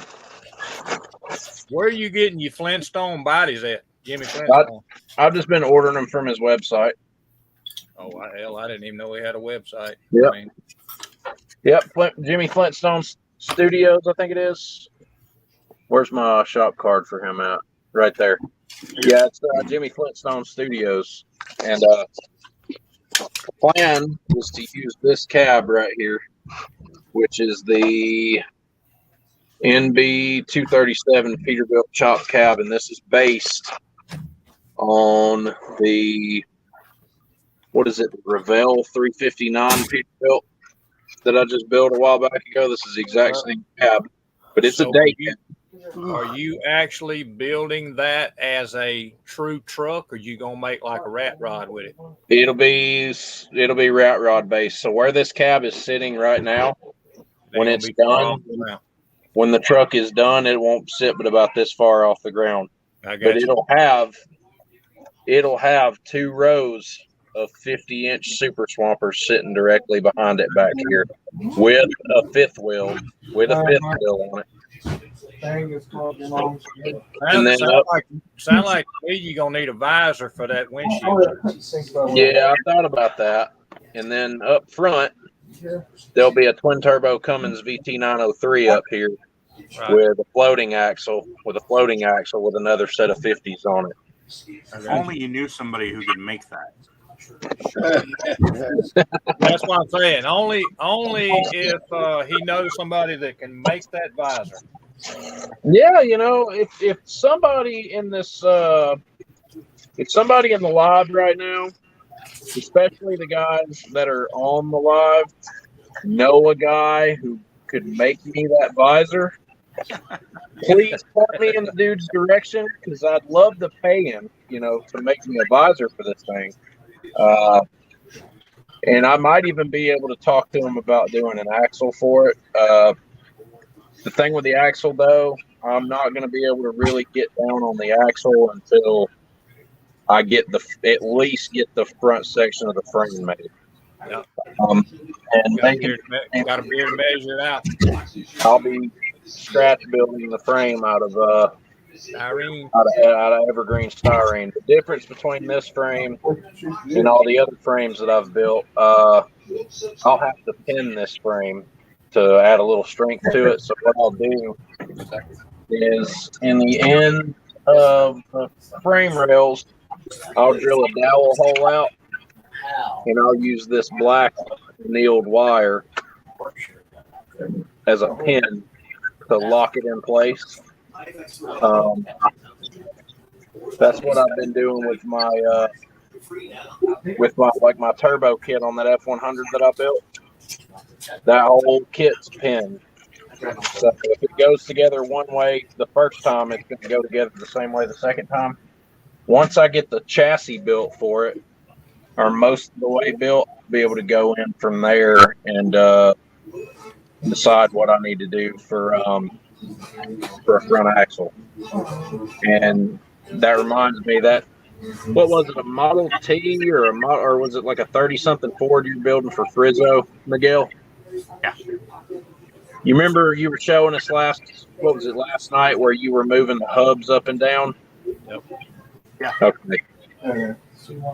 That'll be next, because I'll have to get those where the axle comes underneath the frame and it used where the arms come up where the hubs go in.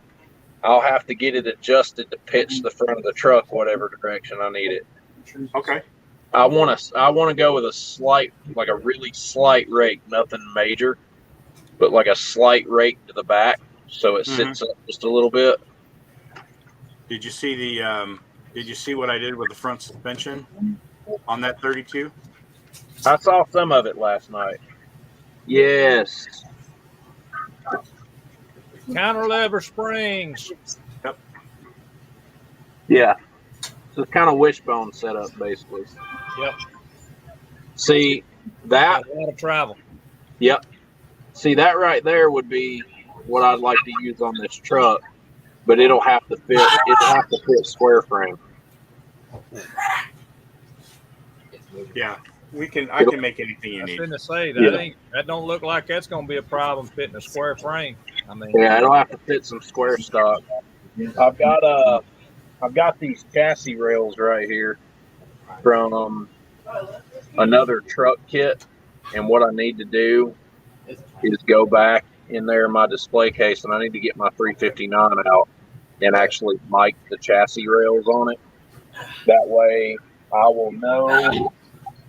I'll be able to get a hold of Evergreen and find out if they've got some stock that's maybe not much wider than some of the stock that I use, but taller, Uh-huh. so that it's realistic. Because this engine that I'm building, this thing, realistically, with 202 millimeter turbos, it's a giant, like 14 something liter diesel V8. That'd be like a 4,000 horsepower engine, and that's going to be awesome. like that Model T that I built in there, the reason why I scratch built the chassis on it, obviously lengthening it out. If I would have put that 11,000 horsepower top fuel engine in the factory Model T frame, it wouldn't have made sense because, a real car guy would have been able to look at it and been like, hey, that'll just twist the thing in half. So I scratch built the chassis. There you go. That's a 359 right there with a big cat or a big sleeper on it. Yep. And I did this cap on this. I custom molded it because it was a flat top. Yeah. See, that looks good, man. Look right there over the windshield. See that visor right there? Put 120. That visor would look good.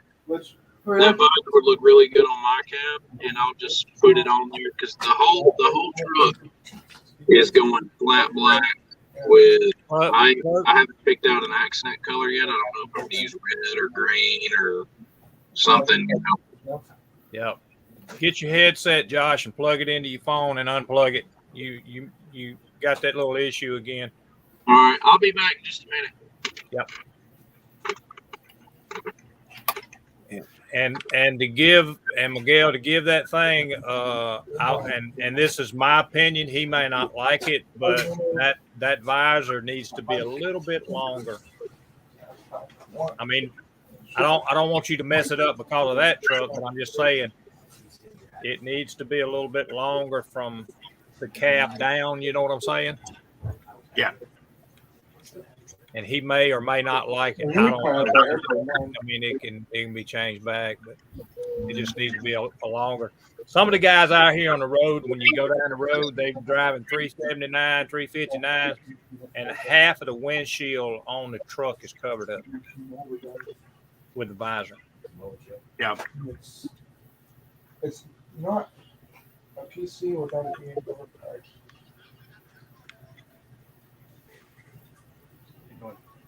Rick, you're gonna have to order you some stuff from Miguel, man. He is working his butt off, man. Yeah, I see that. He's coming up with some great stuff too. Some It's cool amazing. stuff he's working on. Yeah. He printed me up a set of the old rally rims, and I'm putting them up underneath that Camaro. It's gonna have a set of Pro Street rally rims up underneath the back of it. Yeah, I saw you deep dish them. They look really good, man. Yep, they're gonna be nice.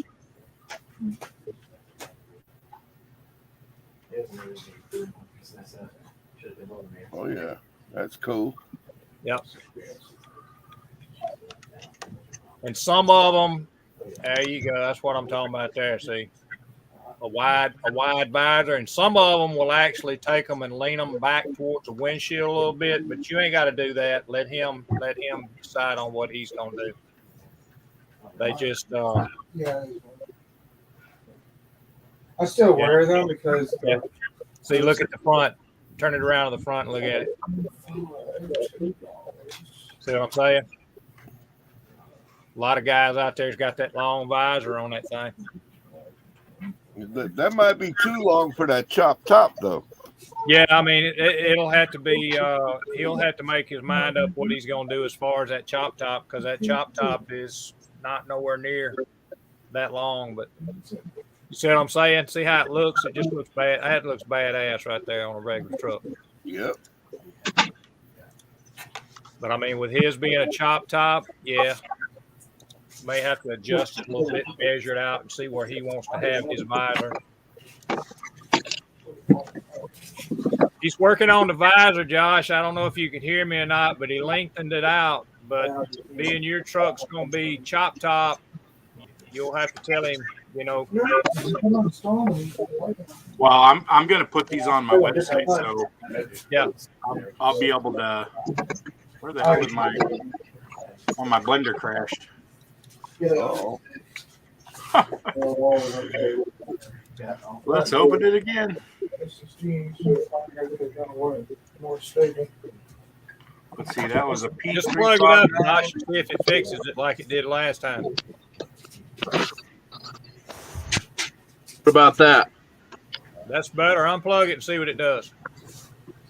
What about now? Fine. Ain't nothing wrong with it. That's what I'm saying. Last time you plugged it up, unplugged it, and it went back to normal. I think it happens when it gets hot while it's charging or something. Probably. I went in I mean, there. it's- I went in there and got 5 deviled eggs, and I ate 3 of them. before I ate the For these. Get back to that. So this model that you've got up on Blender right now, Miguel, is this based on the Revell 359? No. This is just somebody put together a model of a Peterbilt 359. This was probably in the American trucking game. Yeah. Most of these models that I mess with come from video games. Okay. So my guess is this was probably an American. What's that truck simulator? I think it's American Truck Simulator is what it's called. Do you need me to get some cab measurements off my chop cab? You're gonna need. You're probably gonna need to. 'Cause if you want that visor longer, he's gonna need to know where you want it on that. I can mic everything out however you want it. Yeah, I mean, yeah. If you tell me what the kit is, I might have the kit. The kit is I'm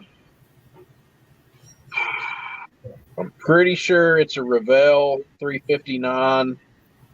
I can't remember exactly which kit it is. The truck on the front of it's like a blue color, and it's got like the black graphics up the side.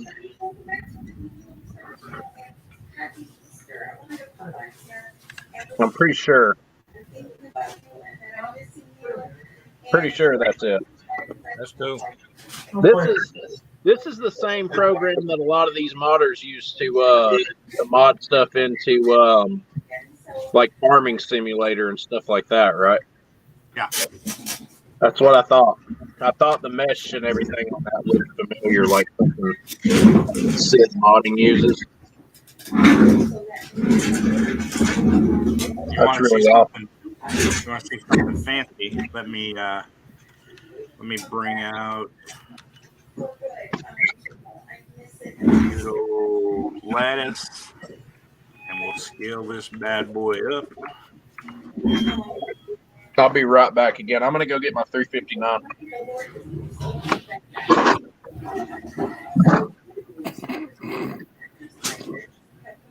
We just go from one thing to another, don't we, Miguel? That's my life. Well, I mean, the thing is that it's really not going to ever get boring because you're going to be doing different stuff, you know? No, I love it. I love it. So then here I add. And then everybody with the ideas, you know.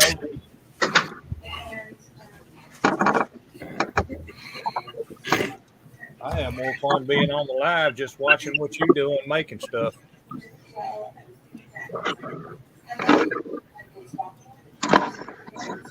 Okay. Let me get some of this stuff out of the way here.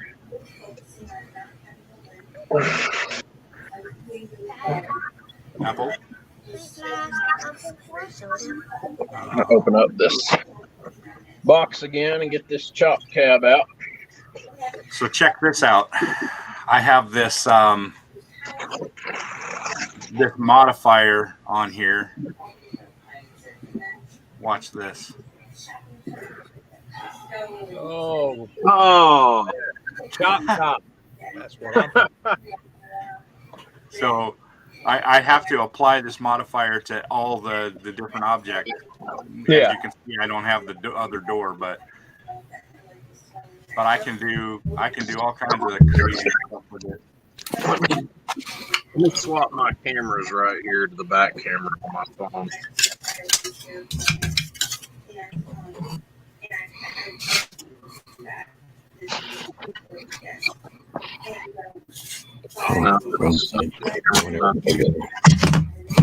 That's the wide. There it is. There we go. Well, let me back out to. There it goes. Okay. I'll sit this down for a minute. I'm gonna clean up some of this down. Cut off the screw material while I'm over here demoing something. I got Josh trying to get in. I ain't seeing him, but I just seen his message. Let me in. Yeah. Sorry, Josh. Hang on a minute. Let me get down here to you. Well, I'll jump out so he can get in. He's all right. You can hang out, buddy. He's No, just Rick, down- get in here. he's just There he is. yeah, But there's you- my- There's man, Josh. he's just a there's little my- lower down on the screen, and I can't get the whole screen in on the bottom half of this. I mean, everybody's okay. There's my 359 Peterbilt. It's like I said, a Revell kit.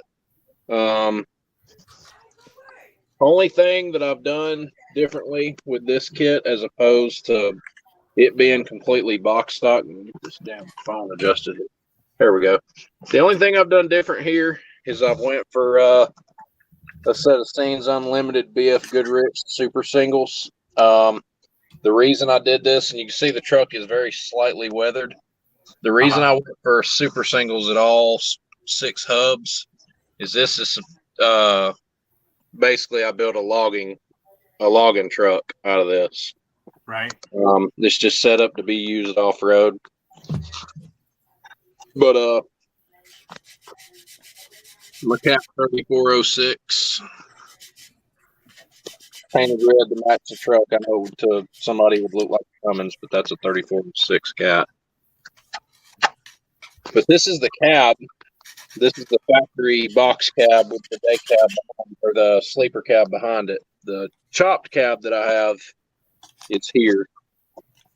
It's the same exact cab. It'll work with the interior components for this kit, but it's just chopped, and you can see that there is a considerable difference in the windshield. Half the Yeah. windshield. So you might not need a huge visor. You may just want a little small one. Yeah. Something just to jut out a little bit. Basically, the visor, to give you some reference to like what I think I would need for my visor. If you look on these old 34 Ford pickups, you see how that visor is designed like that? Yep. Nothing. Miguel had that visor. It was kind of small to start with on that Peterbilt. So Like, actually, I'll show you. I'll give you a perfect example. I'm in here in the living room where my kids are hanging out and stuff, so you guys may hear some. Yep, there goes one.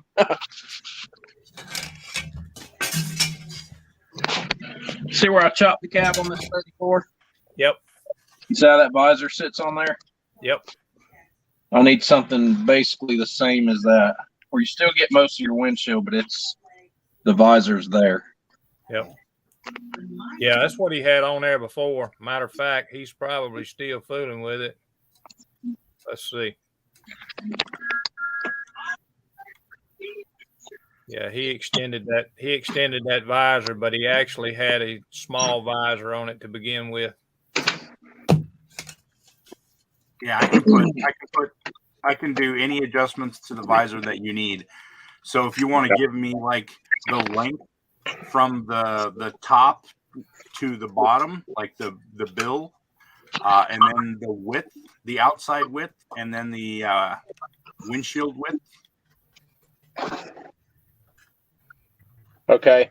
What I can do is I will give you the measurements. Let me prop this so I can show you which ones. I'll give you the measurements from this point here Yep. to this point here. Yep. Perfect. And then I'll give you the dimensions from the top of the cab line right here to the top of the windshield fairing up here. That's where you want it to stop? Yeah. If you could bring the visor out from the roof straight out, like He's trying to do that rat rod look on it. just kind of out, you ain't got to go too awful far with it. You'll know what looks right. Once you get it in CAD, you'll know what looks right. How's this? If there's a way you could model, yes, that's perfect. That's perfect. That is 100% perfect. Okay. Yeah, that's the original visor he had on it, I think, to begin with. Well, I put it back and then I raised it up a little bit so that it was level with the windshield. Yeah. So if you see, I've got this cab, this resin cab turned upside down on top of the Peterbilt cab. Uh-huh. They're exactly the same size. Yeah. So if you could model it off of, this Peterbilt, if you've got one of these in your stash, and all these Revell Peterbilt 359s are the same.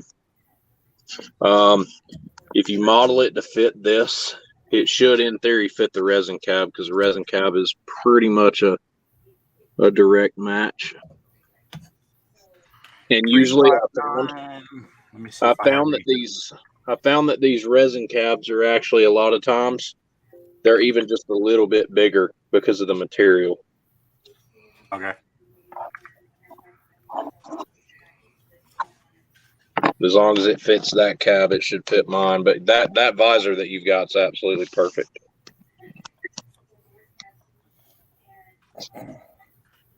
And then for this build, I don't know what I'm gonna do about a grill. I haven't made up my mind yet. This is the kit that I have.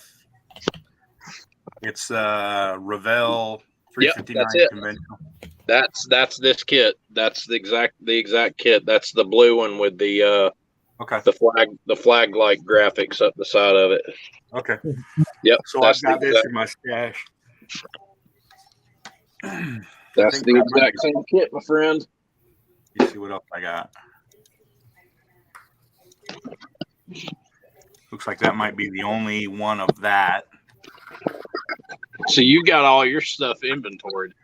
Oh yeah. I actually have two of those. So yeah, I can, if I don't have one that's open, I can crack one open and then take measurements off of it. Okay. That's perfect. You just you let me know when you get it together, and and then whatever you feel like the visor's worth, just let me know, and you can shoot me your PayPal or whatever, and I'll send you some money over for it. We'll just call it 1/25 of whatever the real ones cost. I'm just kidding. I'd hate to know what a visor for a 359 costs. I wouldn't think they'd be too expensive. I mean, I guess maybe since it's chrome, but yeah, it depends. That's what I was fixing to say. If you get one that's bare metal or one that's already been sent out to a chromer or powder coater. For 359 there ain't too much of it there. Yeah, that's perfect, man. See, that looks kind of small on a standard size cab, but imagine what that's going to look like jutting out from the front of a chopped cab. $222.99. Seems fair to me. Hey, with that price, buy two. That's right. Yeah. Always good to have a backup. Buy one, get one free. No, that's just rude and wrong. I mean, Miguel's a nice guy and all, but I wouldn't want to sell him short or nothing. You know what I mean? There goes that short again. Uh-oh. Poor Dan. Poor Dan. I know, right, Rick? What's up, Josh? What's up, guys? How's it going, man? It's going. We've been discussing all kind of stuff. When Miguel gets on here, the conversation goes from modeling to 3D printing. So yeah, you just I'll send you a message or something on Instagram, or you can message me and let me know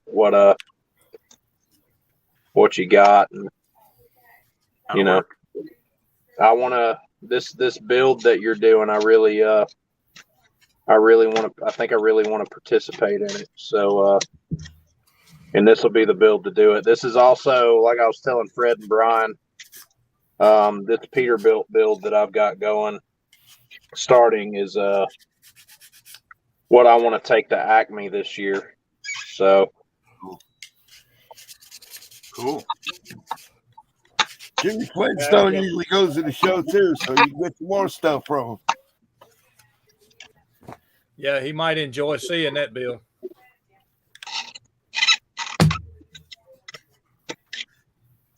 All right, there you go. There's a lowered roof with the visor. Actually, you know what? Let me bring this down here. This here needs to come down a little bit. Out where it's not supposed to. yeah, you can see on my screen where the cab sits. So you just try to copy mine the best you can. Yep. Get that out of here. All right, there we go. That's perfect. Yeah, that's perfect.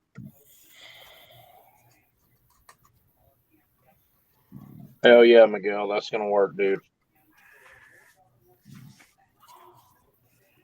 Absolutely.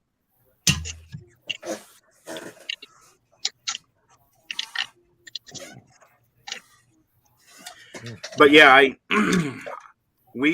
originally was just going to do a group build, but then I started thinking about the fact that I can't. There's some shows I want to go to, like Acme and like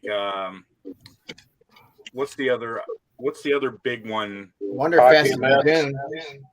Not the IPMS, but there's another one, really big one. They have like twice a year. It's once on the East Coast, once on the West Coast, once on the East Coast, once on the West Coast. What, the NNL? NNL, that's the one. Yep, you got it. Yeah, the NNL East was canceled this year. Right. But so I mean, there's I think all the those West shows is that still going on. a lot of people can't. How you doing? A lot of people can't attend all those shows though, and I thought if we organized an online show, people could enter and then still win some shit. Yeah. And my hope is that through sponsors and like support, that next year it'll get bigger and we'll have multiple classes, and the year after that it'll get bigger and we'll have multiple classes, and then it'll become an annual thing. Well, we got to respect your ambition on this, because it really sounds like you got a good idea going and everything, and I'm sure Terry probably feels the same way I do. Anything that we can do to support you, you just let us know, and Absolutely. I'll be on board with you. Anything that you need. Well, Yep. I think the judging is the aspect about it that I really like the most. The idea that, first of all, what the criteria are going in. When you start your build, what the judging criteria is. And two, it's not some random dude that's judging you. It's the people entering the contest, the people who submit an entry. Actually, builders. Yeah, the builders are the ones voting. And to supplement the prize money, I also had the idea, I thought maybe I'll let people donate, let's say, I don't know, $5 if they want to be a judge, or $10 if they want to be a judge. If they don't enter but they want to judge, they can pay the $5 or $10, and then 100% of that'll go into the kitty for the winners.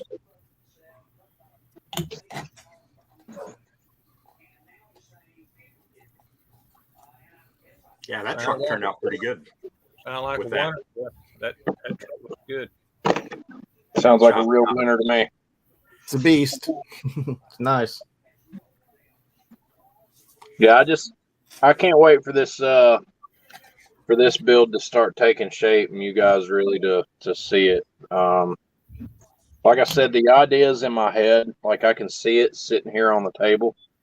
It's just, going in and actually doing it. Because most of what I do is scratch build stuff anyway. Yeah, the idea it's in there. It's just getting it out of my head and on styrene. Yep, it's getting it into the plastic. I want to build a Peterbilt with a stretched frame. Like they build these custom trucks. They're lower. They got stretch frame. They got sheet metal all over the place covering everything. It's like truly custom. Everything's customized. Yep. I want to build a model like that. Where they'll like for the back here where your back tires and stuff are at, they'll do like a single fender for each wheel and everything.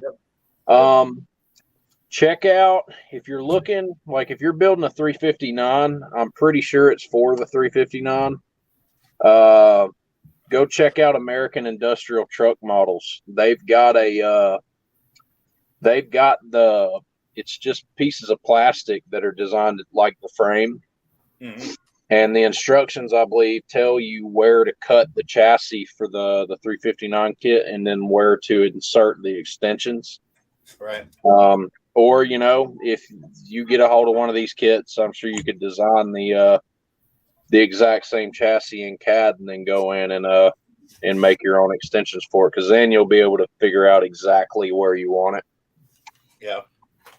I'm working on a chassis jig. I do a lot of scratch building of tube chassis for like pro mod cars, and I'm working on a jig that will let you lay the styrene in, and it'll basically have like a little like a valley in a flat surface. There'll be like a little valley where you lay the styrene in it, styrene rod, and then it shows you where to bend it. And then it'll have like if you want your trans tunnel to be 18 millimeters wide, you bend it here. If you want it 20 millimeters, you bend it here. And so it'll have all the different little predetermined bend points and shit, all that shit laid out for you. Yeah. See, I've been thinking a lot about something like that too with building chassis, especially when like you're trying to match curvature from one side to the next. Like when I built that roll cage for the F100 in there, I played hell on that cage getting both sides measured up. It was a lot of using a lighter and bending some tube and stuff, but I eventually got it. But I don't even use heat. Do you not?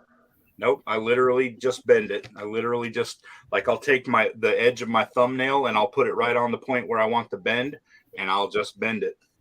How far down on the tubing size have you went? Have you bent like down to like 3/32 or? The stuff I use is the .62 or 63, and then the .80, the .080. Those are the tubes that make up the bulk of the chassis. Are you using plastic or brass? I'm using styrene. Oh, okay. All right. I've got these polystyrene item numbers 425 through 427. I've got 5/32, which is 0.156. I've got 3/16, which is 0.188, and then 7/32, which is 0.219. And then up here, where I keep the rest of my stuff, I have got this Plastruct, and it's 2.4 millimeters or 3/32. Well, if you're using evergreen, I think it's 222 that I use. Let me check. No, it can't be 222. It's .080 is the primary tube or rod that I use, and then for all the little minor support braces, I go down to the .062. See, like all of this is .080. Let me write this down. And that's all solid rod. It's not tubing, right? Yep, it's rod. Yep, Okay. .080 rod. Okay, yeah, that's what I see. What I've been using this whole time is actual tubing. If you look, I don't think this is going to pick up very well, but this stuff is actually hollowed out, and what ends up happening, It creases. it'll crease, or once you get it to a certain angle, it'll actually crack. Yeah. And it'll separate. So if you're No, using rod, like I use actual solid rod. I'll tell you what.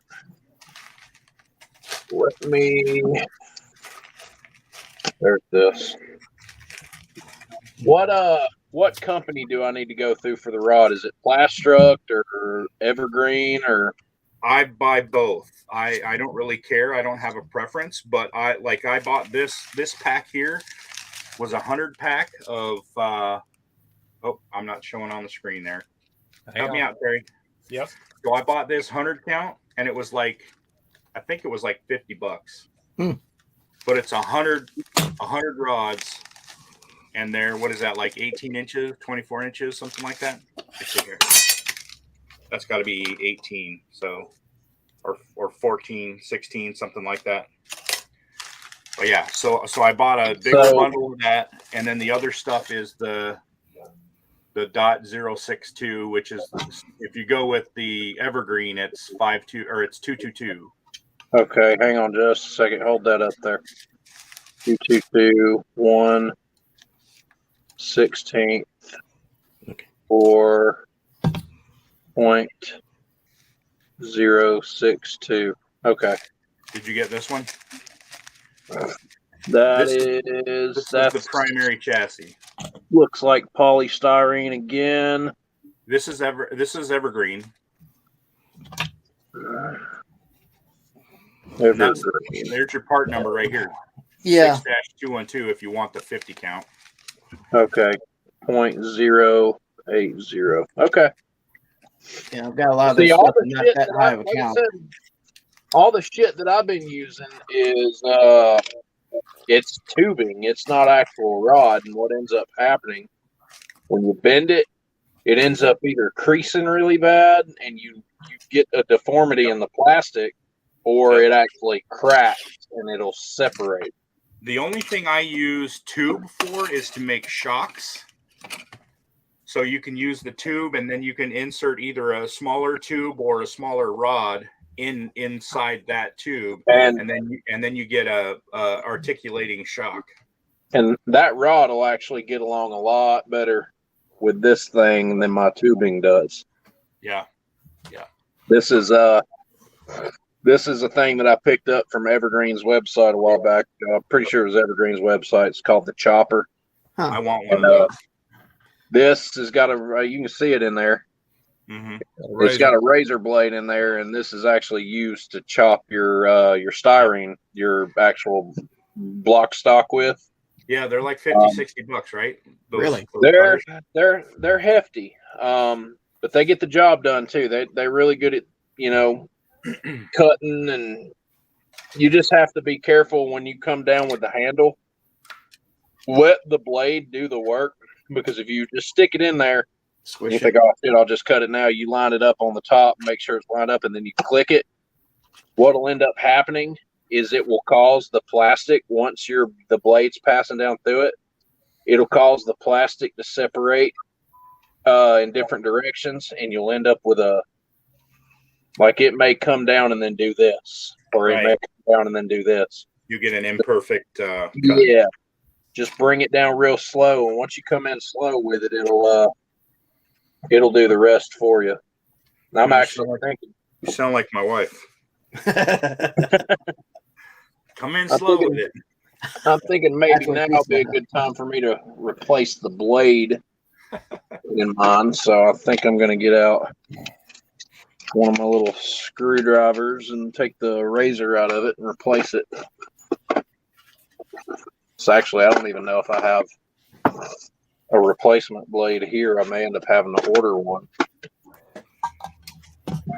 which is fine. Originally, I when I mentioned the buddy or the group build thing, I said I was going to do a large scale build because I was interested in building something large scale, and then started talking to my buddies about it, and there aren't that many large scale kits out there, so it's going to be really hard for a lot of people to participate in a large scale group build. So that's when we decided to rotate over to like an automotive theme. But I still wanted to do a large scale build, and I was thinking I would do this 55 Chevy, like a resto mod kind of a thing. 55 Chevy, but all modern powertrain, suspension, and all that. Yeah.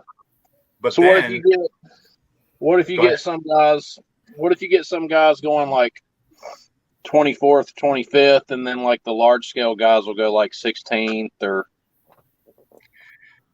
for this year, it doesn't matter. For this year, we're not going to break out scale, just because I don't have enough money or donators to have multiple categories. So unfortunately, got to build them. Yeah.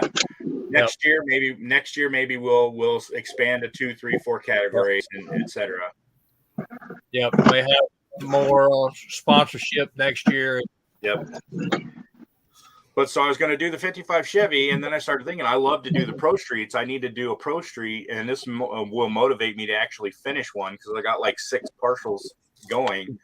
And I really like these early 80s G body stock cars. Yeah. They're cool. They make the coolest, I think, pro stocks, pro mods. So I decided I wanted to do that. And then it occurred to me, I just happen to have a big scale G body. How about that? So I'm going to be doing the pro mod of the G body at 16th scale. That's cool. fellas. Miguel's not allowed to listen to this next part, but I think he's fixing to kick all of our asses. That's what's fixing. I don't know about that, but That's what's fixing to happen, fellas. it's going to be fun, that's for sure, because I'm going to get to print a lot of stuff. Yeah, absolutely. And all he hears is cha-ching, cha-ching, cha-ching. It's definitely going to be happening. He's I don't know that how he's thinking, but I'm pretty sure that that bell's going to be going off pretty frequently. Well, see, what's going to happen too is all the guys that he's going to get, like X amount of guys are going to enter in to this thing. Yeah, and everybody knows stuff. And you know that all those cars are going to be built using Miguel's shit. I hope so. Yeah, and then they're gonna start going, man, where did you get that? I got it from Miguel. Well, I got it from Miguel. Miguel sold it to me. I also have selfish purposes because the website is going to be hosted on my store site. If you'll notice at the top, I added forums. So now there's a forum section on hobbyworks.com. You can go and you can chat and post work in progress of, whatever's on your bench or completed builds, just chit chat about whatever. And when I start the competition up, I'm going to add forums specifically for the competition.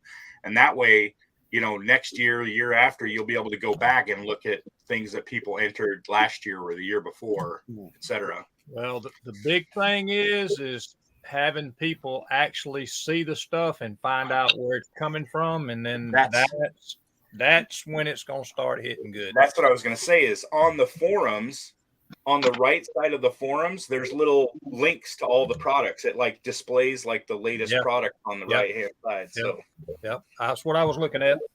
You're gonna have a share link so people can put on a Facebook, Instagram, stuff like that. Yep. You can embed videos. You can post pictures. It's pretty dope. All right. Yep. Well, hey guys, I'm gonna bow out of here. Y'all have a good night and happy All right, Easter, Rick. everybody. Good seeing you. All right, I was Rick. wondering about how you was doing. Yep. All right. Take care, guys. Next Thanks time, for try coming not to in. talk so much, Rick. All right. Yeah. Okay. Monopolizing the conversation here. Yeah. I barely got a word in edgewise. I You should guess have just told him. You should have we just don't- told him to shut the hell up. we He's don't talking really too much. mind, I don't think. Shit, I done put all my stuff up. I'm just watching. Yeah. I'm just trying to piece things together so when I prime and paint, I've got chunks to paint, prime and paint. Yeah. I've got the Strata Fortress ready to get major body work. I've got to go in and airbrush my engine fans. Okay. Once I get them airbrushed, I can actually get them installed Oh, who's got their YouTube on? inside the engine fairings. And once they're Plug the phone back up, Josh, and unplug it. It's doing it again. He's having some issues with his phone. It gets hot. Yeah. All Dan, you is gotta that do is a- plug it up, and unplug it. Is that a wrecker that you're building? There we go. All right, you good? There we go. But yeah, I got to get these fans airbrushed, and then I've got to get them closed up inside the engine fairings. Once the fairings are done, I can hang them on their pylons, which the pylons for the plane are done. For the engines, they're just they're not glued in yet. They're in there under their own weight right now. You see, they're just kind of slid up in there. Friction fit. Yeah, but once they're hung, the engines are hung, which I may wait until after the plane is done to hang the engines. But once the engines are together, then I can go in and start doing body work on the fuselage and get the wing roots closed up and all that good stuff. The only thing keeping me from doing the wing roots right now is the leading and trailing edge of the wings where the two halves come together. I want to do that part separate where I can have the wing and be able to maneuver it without having to move the whole plane. Because I don't know if you guys can tell, but that kit's it's a little big. It's huge. It's a little big. Let's see. I hope so, Deep Junk. I hope I got lots of stuff for you. I mean, no, don't get me wrong. We're in this store thing to make money, but the stuff that I'm selling is cheap. I mean, $5. I think the most expensive thing on there is $8, and it's like they're tool racks for like screwdrivers and paintbrushes and stuff like that. And that's stuff that Rick SDM Productions, that's stuff that he makes. So he sets the prices on his products, and I think they're worth what he's asking. Sure. But everything I'm listing is like $5 or less.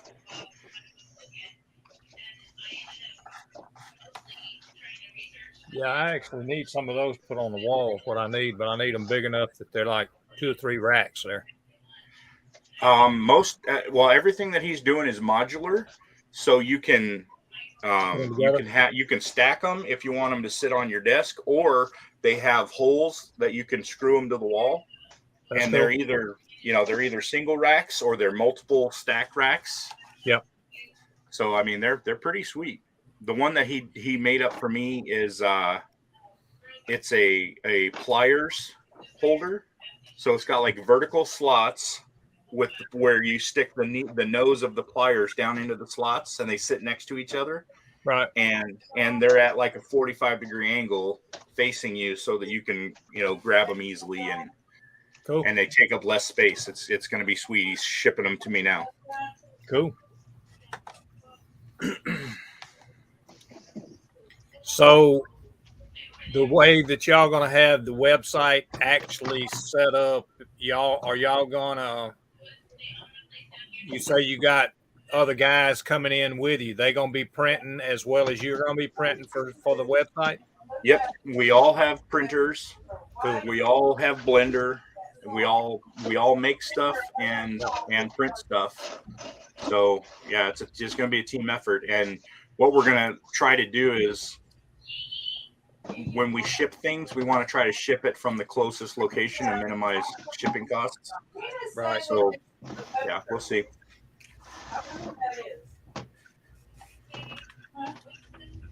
So I'll pull up this pliers thing I was talking about. I can't wait till it gets here. Yeah. Let's see here.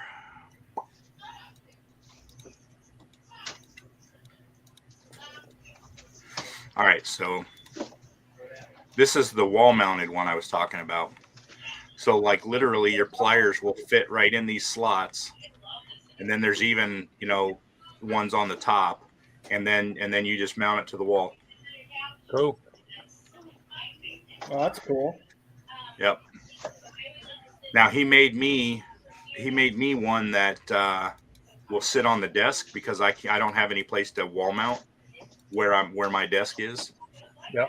Let me see if I can bring that up. Oh, here's another version. Same thing, just not angled. And this is these would be like on little. They'd have little racks on the right and left side to support it, and it would sit on your desk. You see, I just saw those a minute ago. Where are they? I got too much stuff going on here. I just had them. Where'd they go? Oh, there they are. So yeah, these are the sides. So these will be printed, and then you'll just stick these on the side, and then it'll sit off the ground. I got you. Give yourself a little room. Yeah.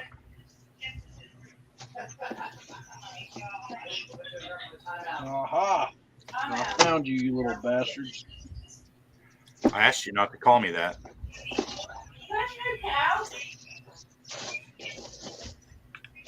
Oh, goodness.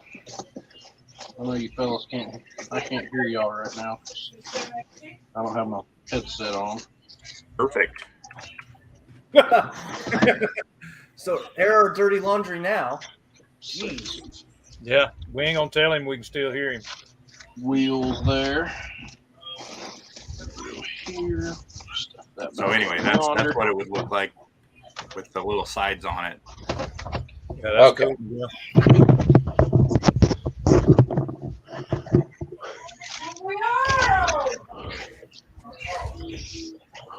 Here we go. Welcome back. Thank you. Let me see. Run another idea past you guys too. Something I've had together in my head for the better part of a year or two now.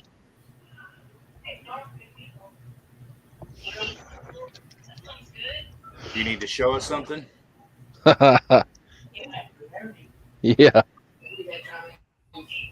Let's see what he's doing, Terry. I don't want to keep you from showing these guys anything. Oh, I wasn't. I was just goofing around. Pulling up stuff that they're selling. Okay. So one of the ideas that I have, and like I said, most of my ideas start out by just laying some stuff from random shit out on the table and seeing if I like it. Mm-hmm. Yeah, I already like that. Already like that. I got to get Miguel to print out some tracks for me whenever he gets to them. And what we'll have up front is a Cummins X15, about the same size as this engine that's in here. Yep. Will be up front here. I don't know how I would get the rear axle hooked up or anything with that hub being so high. You see how it passes right along the window line here. So what I thought about doing was using some transfer cases on the inside of the hub right here and using them as drop boxes to drop the axle down. Yeah. Yep. You could do a big old chain drive. Mm-hmm. That would really, doing a chain drive would really add to that rattiness too. Yeah, yeah, exactly. It would. That is cool. I need to print some like bicycle style chain to see if I can get it to print.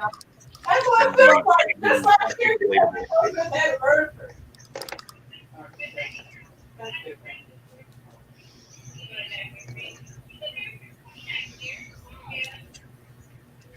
Yeah, you might be right, Deep Junk, but I'd rather keep the prices low and then hopefully inspire people to buy more. Yeah, well, the thing is that even though at the prices you have it at now, Miguel, as time goes on, you can increase it a little bit. You know what I'm saying? Yeah, for sure. You got to make sure that you're making money. Yeah.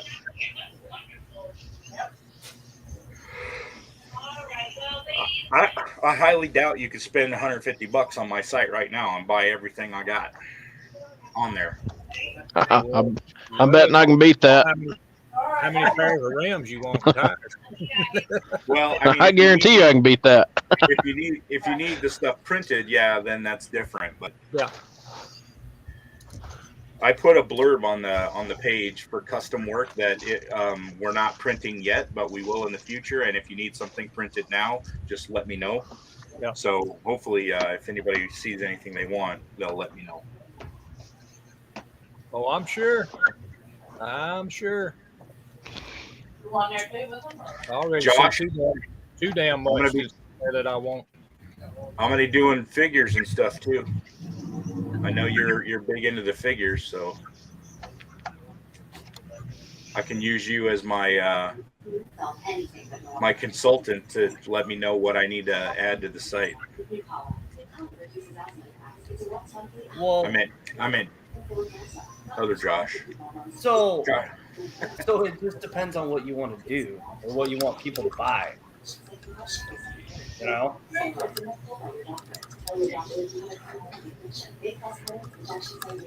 Well, see, maybe in your forum section, you could do a tab labeled like suggestions or something, and yeah, that would be kind of neat to see. And stuff like that people are interested in.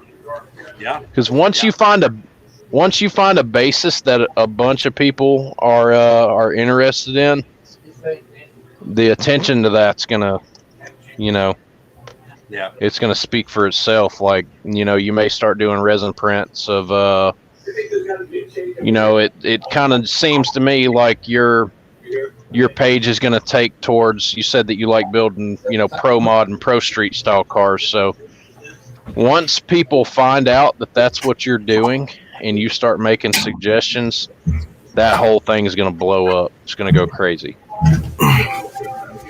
Oh, all right. What I miss? Oh, well. That family call came in. You're going to have to go back like 10 minutes. That's okay. I'll just follow the comments. It hadn't changed much, Dan, the comments. Miguel's still showing how he's going to crush us. Good luck with that. He's actually. I'll be right back. Stuff that he's going to sell everybody to make everybody else want to know where it came from. Yeah. Yeah. You know what? I mean, I'd rather you beat me with stuff you bought from me. That's it. That's not right. That's not right. He'll be stepping back, looking at it, and that one got first place, and he's gonna go, man, I printed that. Yeah. I hope that's the case. I hope whoever beats me, whoever takes first place, I hope they have some of my stuff on their car. Yeah. Or truck. Well, Yeah. either way, I you're going to the bank. I have found a new home to buy resin stuff with, my friend. I can tell you that. You ain't got to worry about me going to. I'm not going to no more for nothing. Ah, there we go. Show it to us. I've seen you bring it. I have yet to get this one out of the display case for everybody yet because it is an absolute unit. It is huge. Aircraft? No. It's a truck. This 72 Ford LN 8000 4-door 6x6 that I just built. Swap my cameras over. It's huge. This truck is absolutely huge.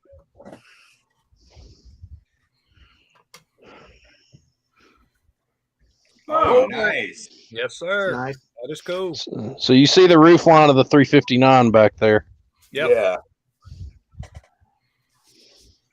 Damn. That's like one of the military cabs, right? It almost reminds me of my 510 I drove in Germany. Yeah, where'd you get the cab for that? Well, the cab, you can actually make the cab pretty easy. You just find any LN 8000. I think it's an AMT kit. They have the LN 8000 car hauler, the Louisville hauler truck, bunch of different versions of this model with this cab. And actually, I was looking for more than one model to do this cab when I stumbled across a guy on eBay who was selling this cab already. They'd already went in and hacked it and spliced it together. So it saved me having to join the cabs myself. And I just had to go in and change what I wanted to change. I bought these Kenworth mirrors. I left the whip antennas on them.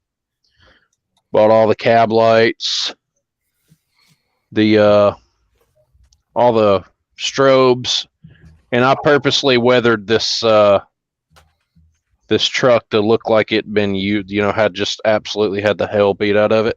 Yep. Make it look like it's been used. Well, we can move the perspectives, everything. We'll move the Peterbilt up so you guys get an idea. I will say this, and you probably, I don't know that you know this, Josh, and you may already know it. You can go to RC 4-wheel drive and find chain and stuff that will match up with those trucks. Yeah, well, this right here is like necklace chain that I used. Well, they actually have chain and real winches on RC 4-wheel drive. Yeah. So I went in and bought the Olsen Brothers bumper and winch and fused it with the factory bumper and all that fun stuff. Yeah, that's cool. But they've got the shackles. They've got all of that stuff on RC 4-wheel drive. So that's a set of super singles compared to the 54-inch tires that are on this truck. A little bit bigger. We'll move the Peterbilt out of the way. The bed, the wrecker bed I bought on eBay. It's a complete 3D printed setup, and it actually works.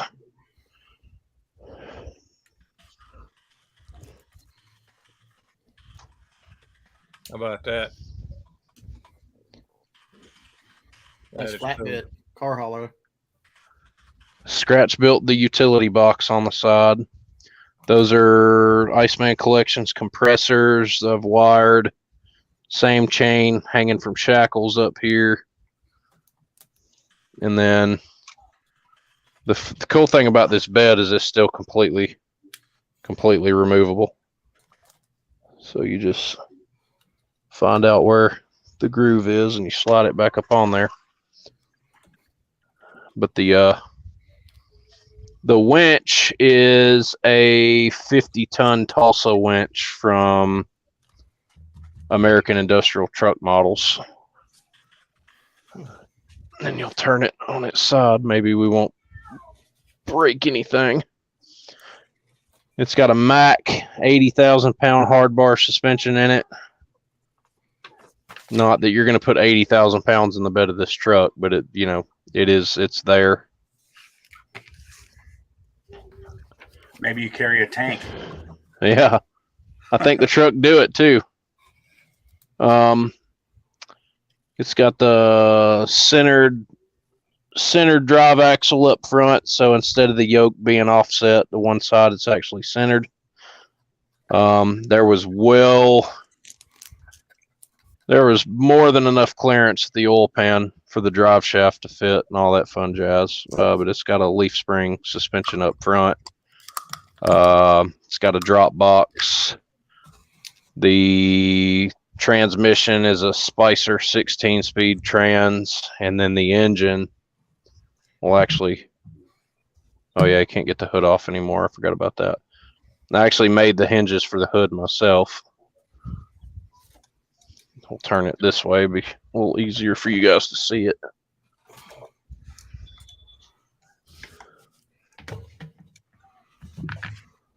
That's That's cool. a Cummins VT903 turbo diesel. It's got a big ass Iceman turbo on it. I don't know if you can see that back there, but it's huge turbos or huge turbo. I went in and did photo etch seat belts. It's got some Kenworth seats in it.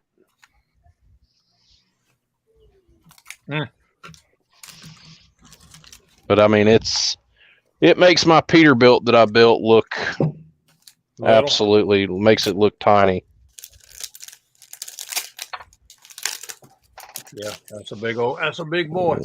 That's a huge truck. And I actually looked up the state laws for truck heights. As long as no part of the vehicle passes 13 feet, it should be legal height wise here in our state. So I try to build stuff that you might actually see on the road. I mean, I've got some stuff that you don't, but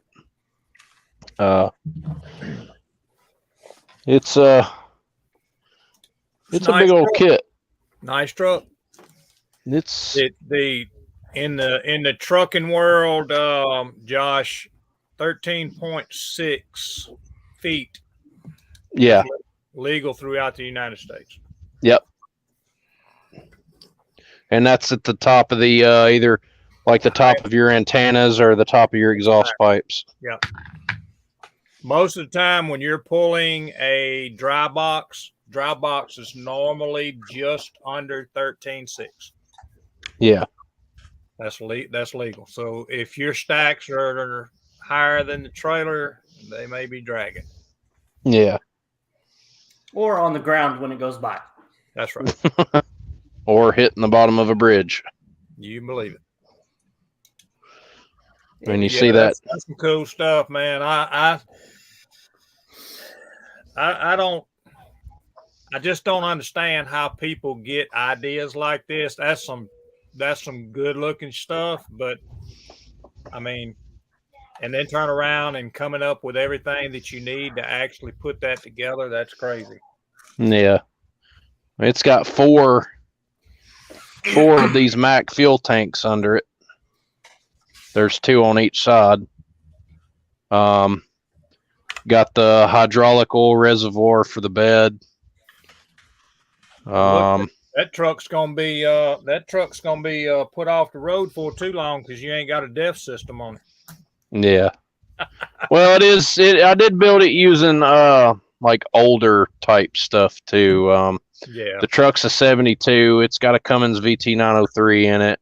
Yeah, it can which burn is an off-road fuel. Which is an old off-road diesel engine. Yep.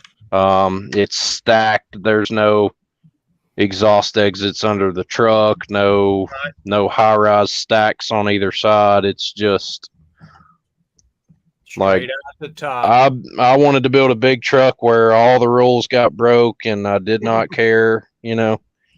I think you did it, buddy. That's nice. 6-wheel drive, 54-inch tires, beadlock, military grade beadlock style wheels. All you're missing is a big deer slayer and bumper. Yeah. Other than that, you got it all. And then I went absolutely haywire with the weathering. See, when I finished the truck, it was solid gloss black and it was really clean. And I was like, dude, this thing looks good. But, you know, I kind of wanted to see it weathered. Well, I took a brush and got into some like Tamiya aluminum metallic or whatever and dry brushed. And I went in and started adding all of this paint chipping and stuff on the side and scratches. And the next thing you know, I was using different shades of silvers and blacks and brown and was using rust pigment. And, you know, you can really see it in the bed. Yep. Used Tamiya weathering powders and weathered the piss out of my tires and wheels. Well, it turned out to be a nice build right there now. Yeah, that's awesome. That's probably in my top 2. That right there, I mean, I could think of that, but that's about all I could do with that, think about it. Yeah, that's... My question is, what's the other one? That's my question. What's the other one? Well, I'll show you my all-time favorite build as far as my cars and trucks are concerned. I'm going to get him out of the display case here.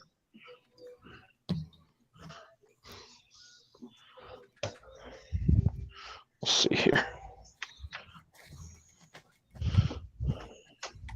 I'll actually get it and my other one. I've actually got 2 I need to get out. There's some people here who haven't seen these 2 in detail yet. Terry and Brian, Fred, and all of them. Yep, we've seen it, but don't mind seeing it again. Some of these other guys haven't seen it yet. Let's see here. If I can get in the damn door. Oh, shit. All right, so we're going to move the LN 8000 somewhere where it's not going to get jacked up or hurt. Looks like Peterbilt's on the edge of falling off now. She's up there. She's held in by the blankets and stuff. There we go. So my all-time favorite build as far as model car trucks is this. I see that. That's a good choice. That started out. Yep, look at That started out as this kit right here. And you know, they give you a 3-in-1. I went with like 300-in-1. Hey, that's a 4-in-1, ain't it? The 4th one ain't even on the box or ain't in. Yeah.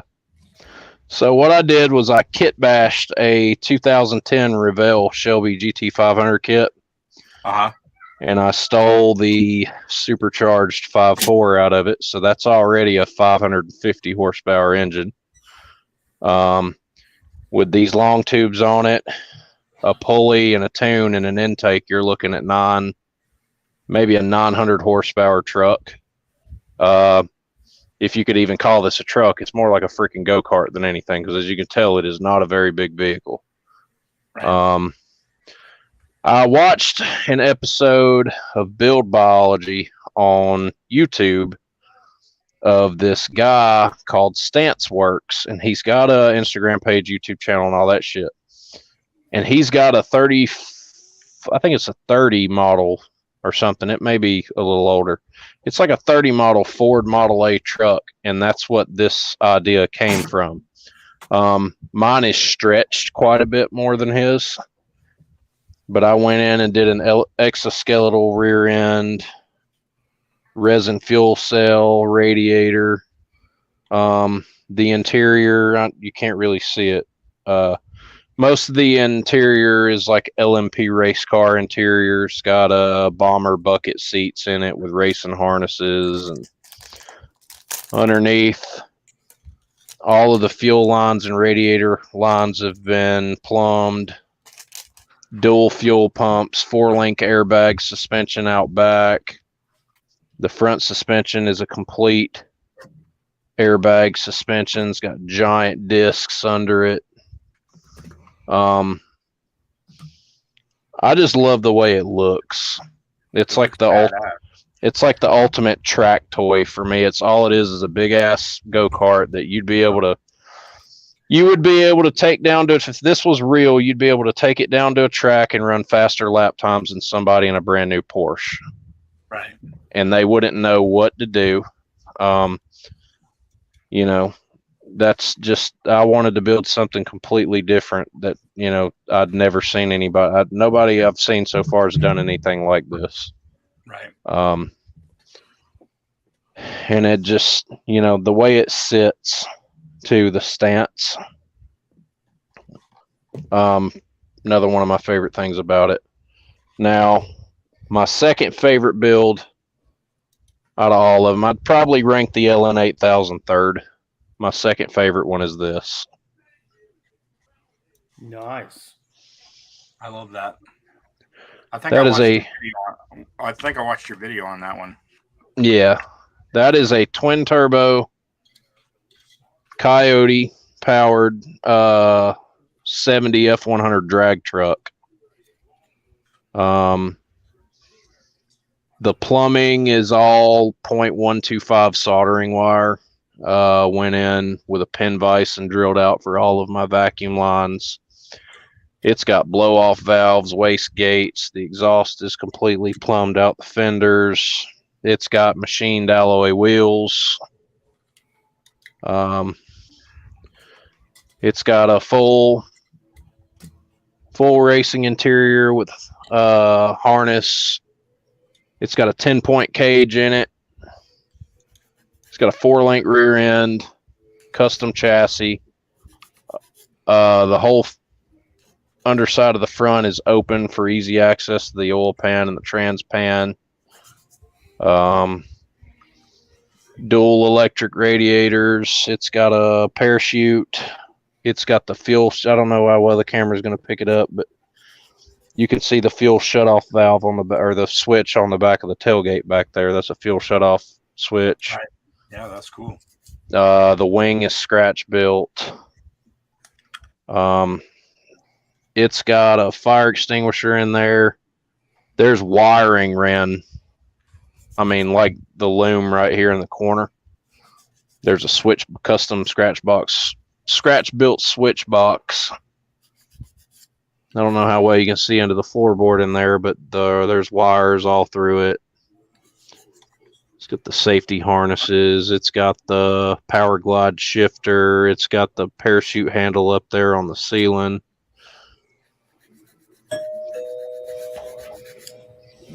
And there's actually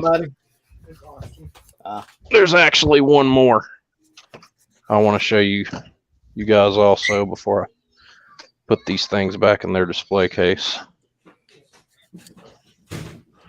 I don't tend to get this one out a whole lot.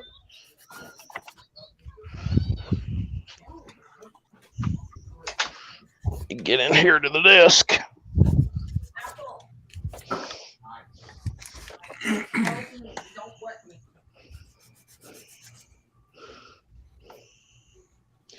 There we go. Move the F100 out of the way. I like that one. That one's really nice.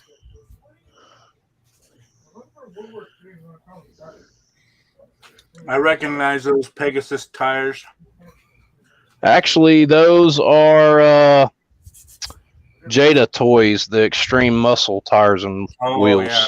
Really hard. They got the same thing though. Yeah, they got the same tread pattern. But this started out as an AMT 1925 Ford Model T, and I've renamed it the Monster T. Um,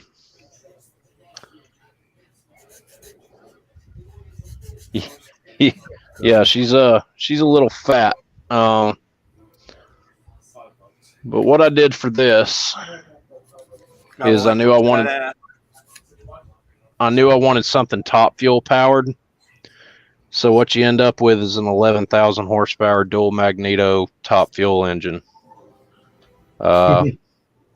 Would be absolutely useless on the street, even though it's got headlights and taillights. It would be completely useless on the street because we'll be able to see where he's going.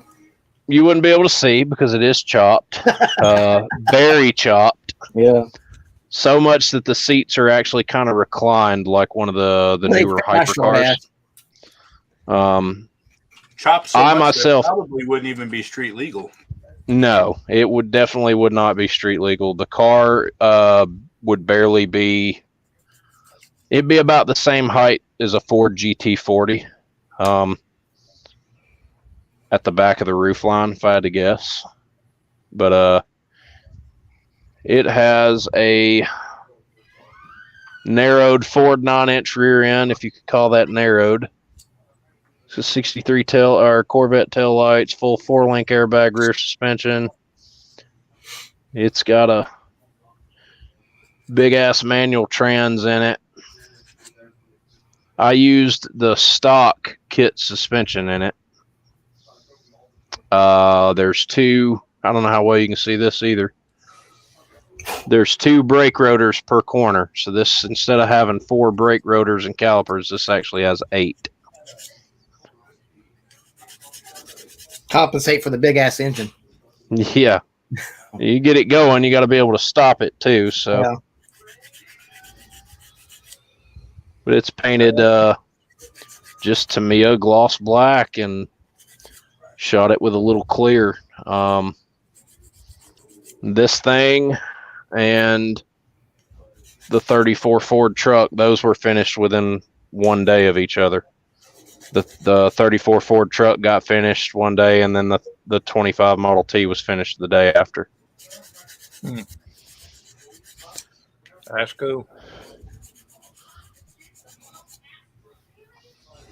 So that's probably my top 3 right there, with number 1 going to the 34 Ford.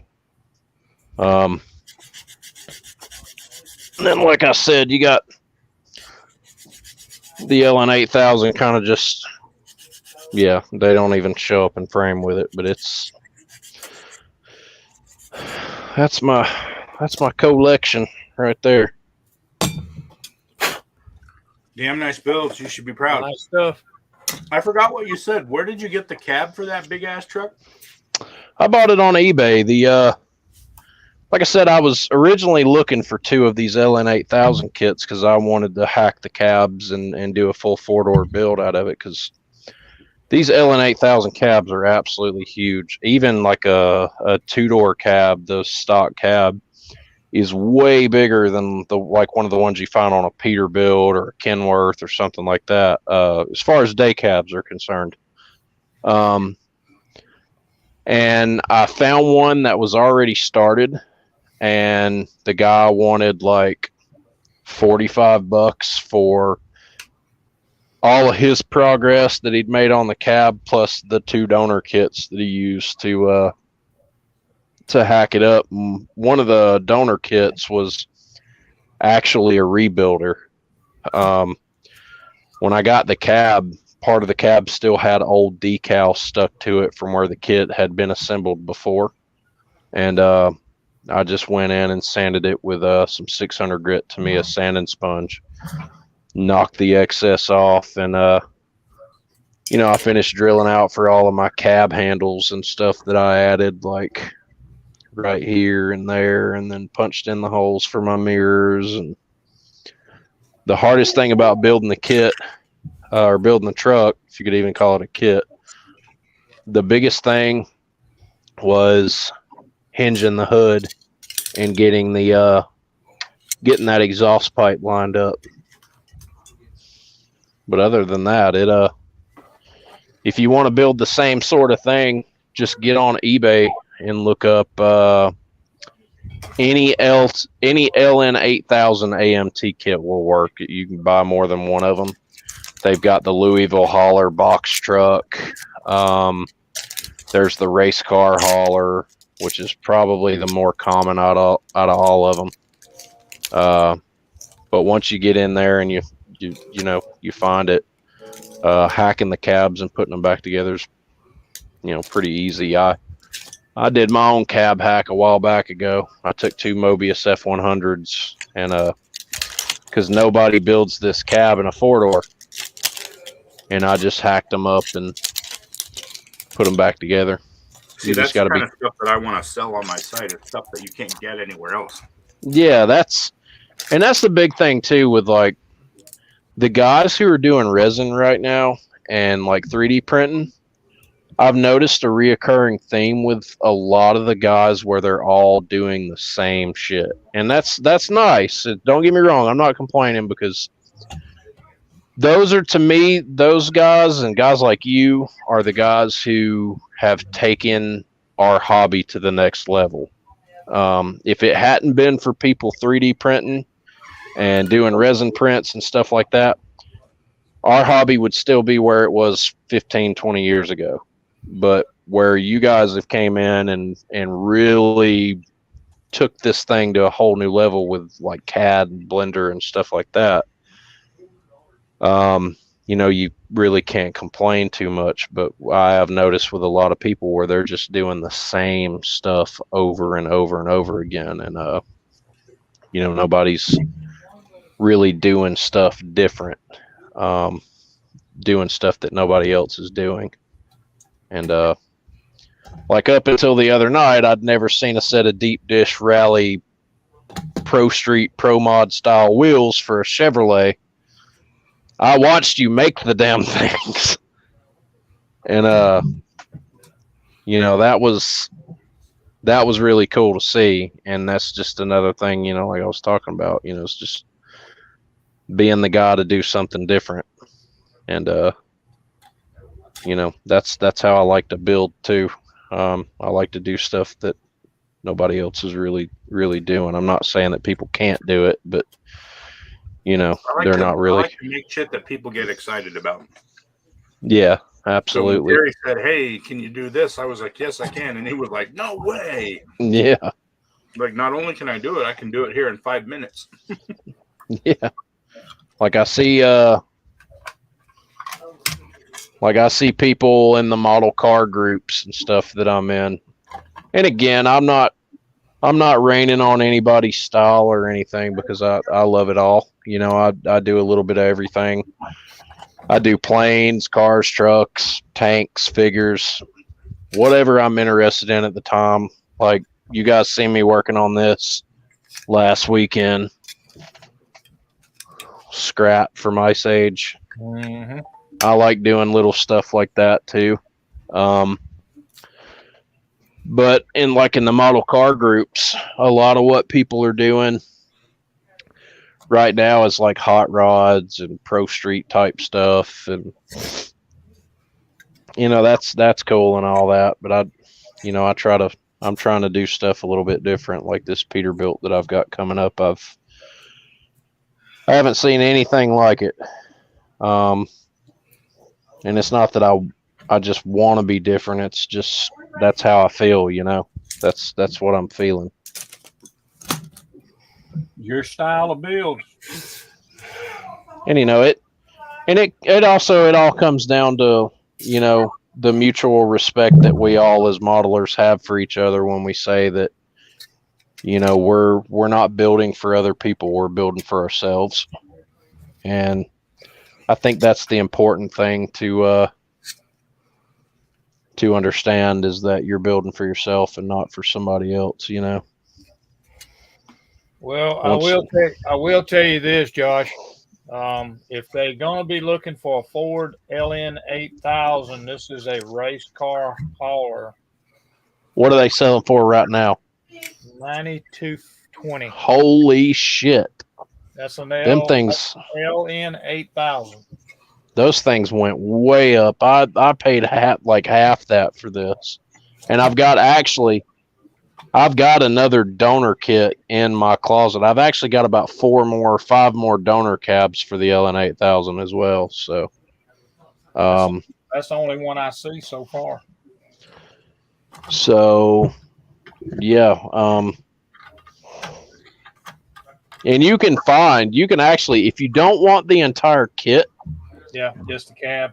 If you don't want the entire kit and you just want the cabs, finding LN8000 parts on eBay is really easy. There's a bunch of cabs and hoods, grills, bumpers, chassis, stuff like that. Or at least there was, a while back ago when I went to look again. Finding the stuff is pretty easy. A lot easier than finding these kits, according to Terry, that are that are going to be affordable. $92 for that's pretty expensive. So yeah, I'm going to try to change it up a little bit here and see what happens. But all right, guys, I got to go figure out what I'm doing for dinner. See you guys later. All right, man. You be good. Man, buddy. See you, buddy. Bye.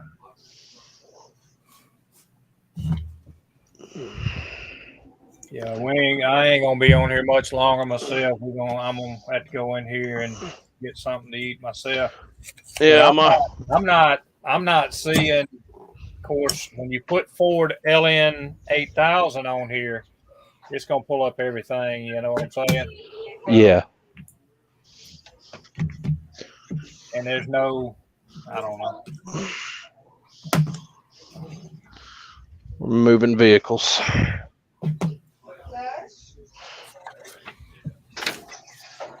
See what it does here. So here is actually got a motor in here for $699 Ford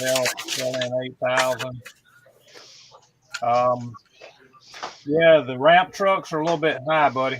Here's one for $104.99, one for $99, one for $98.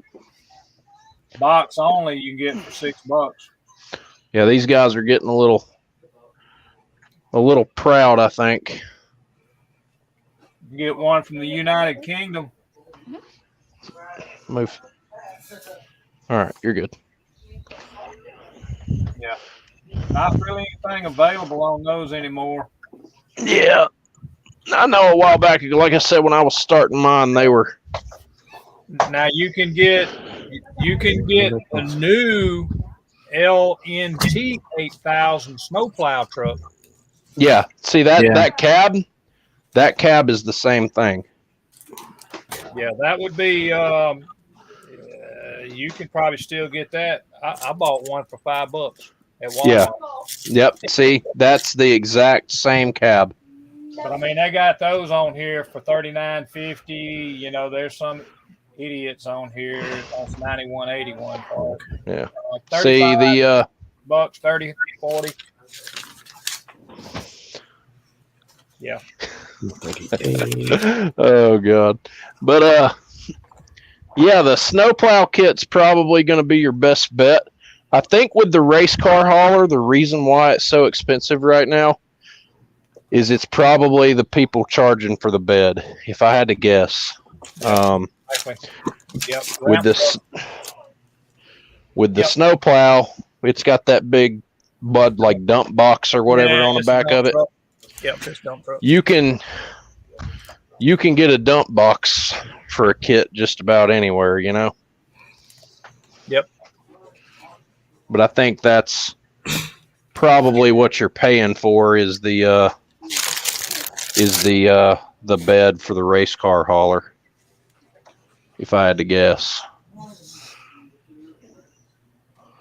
I just love moving models.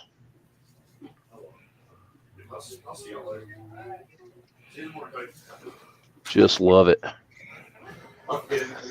That's why I don't move mine very much.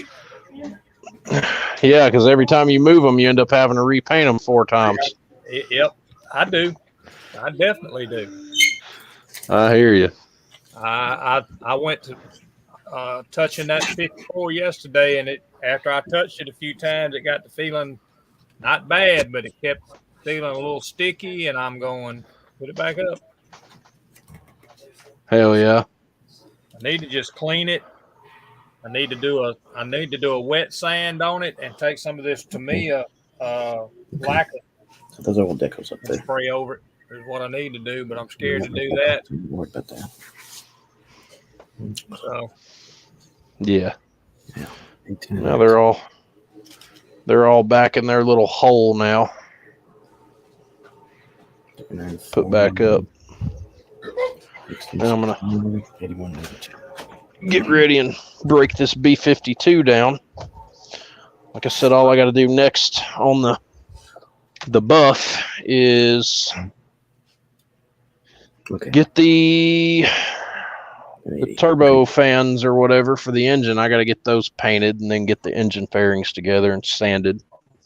Once that's done, I can probably hang the engines, do the fuselage work and the wing work separate, and then save the wing root work for last. But the B52 is almost ready for body work. It is so close. Ford Bronco off-road truck looks like it. Kind of looks like the Bronco from Forza, almost. That's exactly what it is. Okay, that's what I was thinking. The new Bronco race truck from Forza Horizon 5.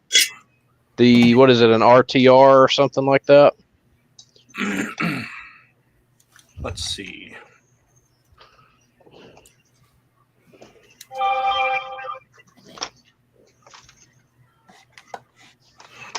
Forza. This webpage is so slow.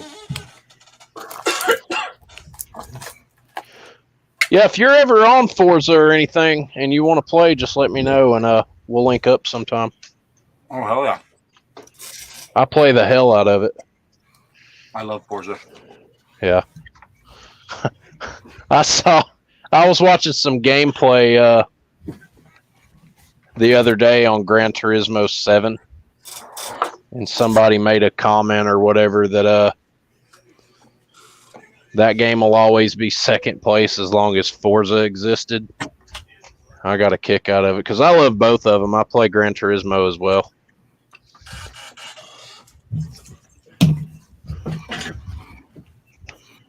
Oh, I thought it was that one, but it's not that one.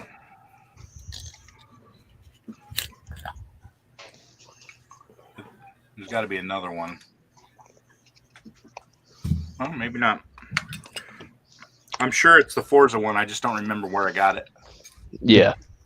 That's not good. That's what it looks like, at least. Oh, here it is. Yep, that's it. That is it. I've already done a livery in game, created all of my graphics and everything. I did a Monster Energy livery for that Bronco in Forza Horizon 5. It's meant to look like a Ken Block inspired livery. Cool. It's pretty neat.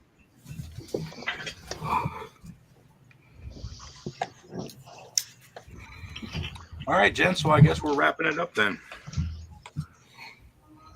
Yes, sir. Yeah, I need to shut this thing down. We've been on for about 3 hours and 18 minutes. And is that all? That's all. That's all? It's not a 7 or 8. We're not trying to break a record. Not trying to do a clip? No. We're not trying to do what we do every single Saturday night where we're in here until like 3 a.m. Nah. There's work tomorrow, guys. Not for this guy. Unfortunately. Yeah, there's work tomorrow, unfortunately. So we got to get that done. But look, let me get Miguel down off of here. Thanks for hosting. Yeah, I didn't think I was gonna have anybody show up in here today, man. I came on and then I figured out I did something wrong, so it didn't ever go to YouTube. And then I'm going, Well, that's how I got my notification. I was in the living room. We had just got back from an Easter party, a big Easter dinner at some of my wife's family, and YouTube alerted me that you had started a live video, and I saw it. And my wife asked me. She said, "Are you going to join?" And I said, I don't know yet. And then you said, well, let me get Pappy in here. And then Fred joined, and everybody started showing up. That was the second time, because I actually had one on earlier than that, and I had actually texted Brian and Pappy, and Brian was still fooling around with TVs. Of course, he gets up, early to go to work.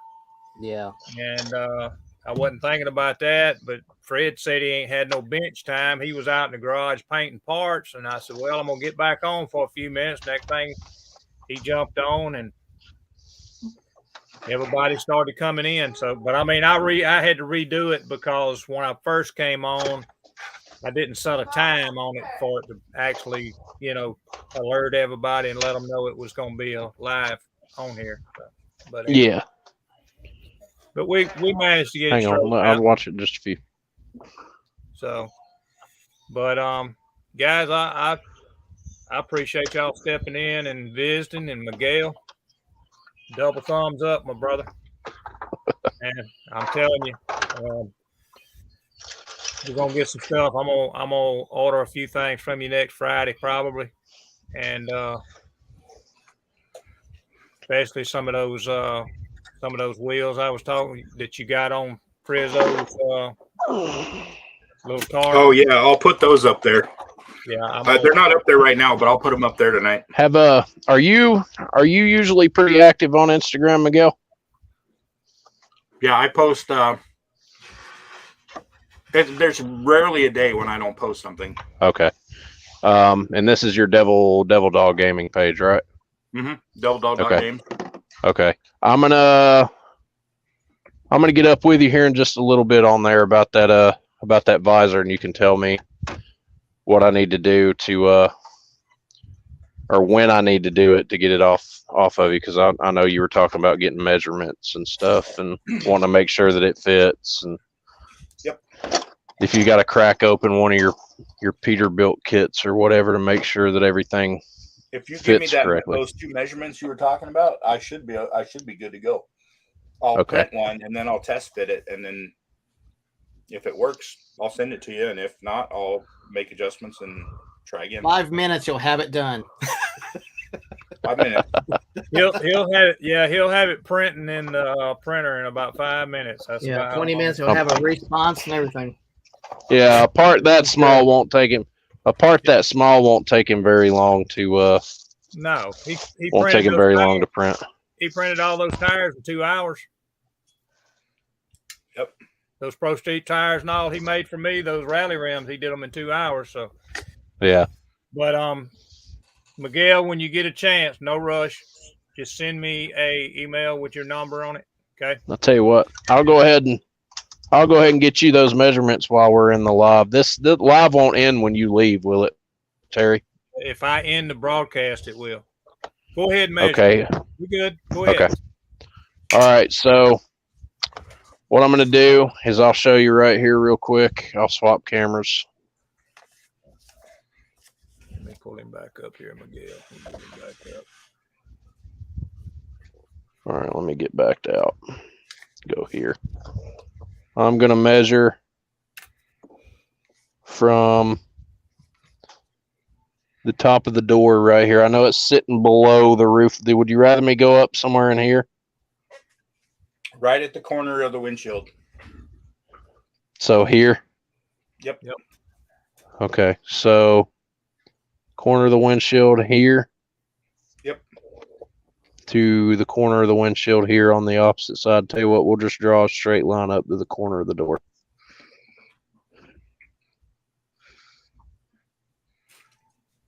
And the only other measurement that would be helpful isn't super critical, but if you could give me the measurement from the back to the front, the back. No, not the back of the cab. The back of the visor. Visor. So if you did a profile view, if you looked at it directly from the side and measure how long the visor is from the back corner to the front corner, you know what I'm saying? So say from the side. Say the visor was attached to the front of the truck and it came up like right there. Yeah. That would be like the back of the visor, and you need it where it would sit somewhere out here. Yep. Whatever the front corner, that front little pointy part is, that would be the most helpful. Okay, so the length of it's all that is. Yeah.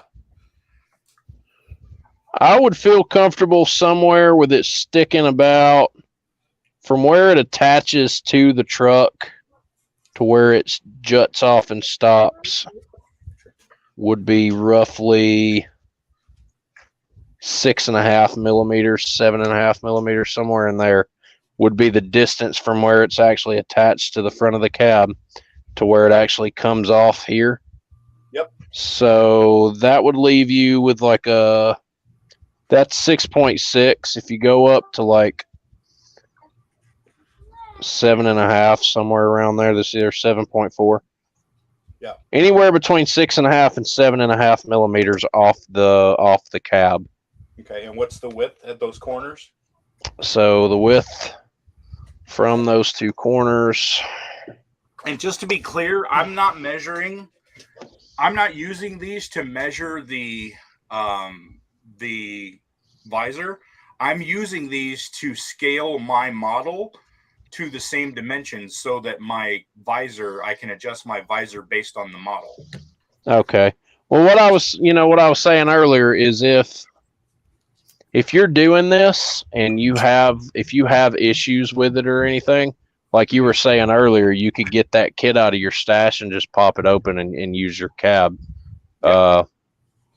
So if these measurements don't seem like they're right, you just pop that thing open. The window, the corner of the window, not the cab. From here to there? Yeah.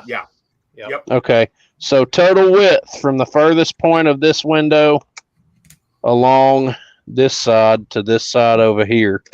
Yep. Is with the window trim in there as well, which isn't going to make much of a difference. You're looking at 54.4 on the outside. I don't want to do the inside just yet because I don't know if you can see this. There's still a lot of resin flashing on the inside where I cut out the inserts. I'm just using this so that I can scale my model up or down appropriately to get my 3D model the same size as your model. Then I know when I make my visor, it'll fit. And so then I can do my prints and then I can test fit the print against the model. Okay. So like I said, with the chrome window trim that would go around the windows, the fancy decorative trim, with that trim, you're looking at about 54.4 millimeters and inches. That's going to be 2.14 inches. Yeah. So, but if you have any issues with it or whatever, if you print that visor off, just hold it up to the front of the cab that you have and make sure it fits or whatever. That way I don't want to hack on it or anything to get it to go in. Yeah. Well, and I'm going to make several. So I'll make, some short ones, some medium ones, and some long ones. Just in case. It's not going to cost me any extra time. Okay. So, I'll if you want to send me some in multiple lengths, like save your lengths somewhere where you know which one's which.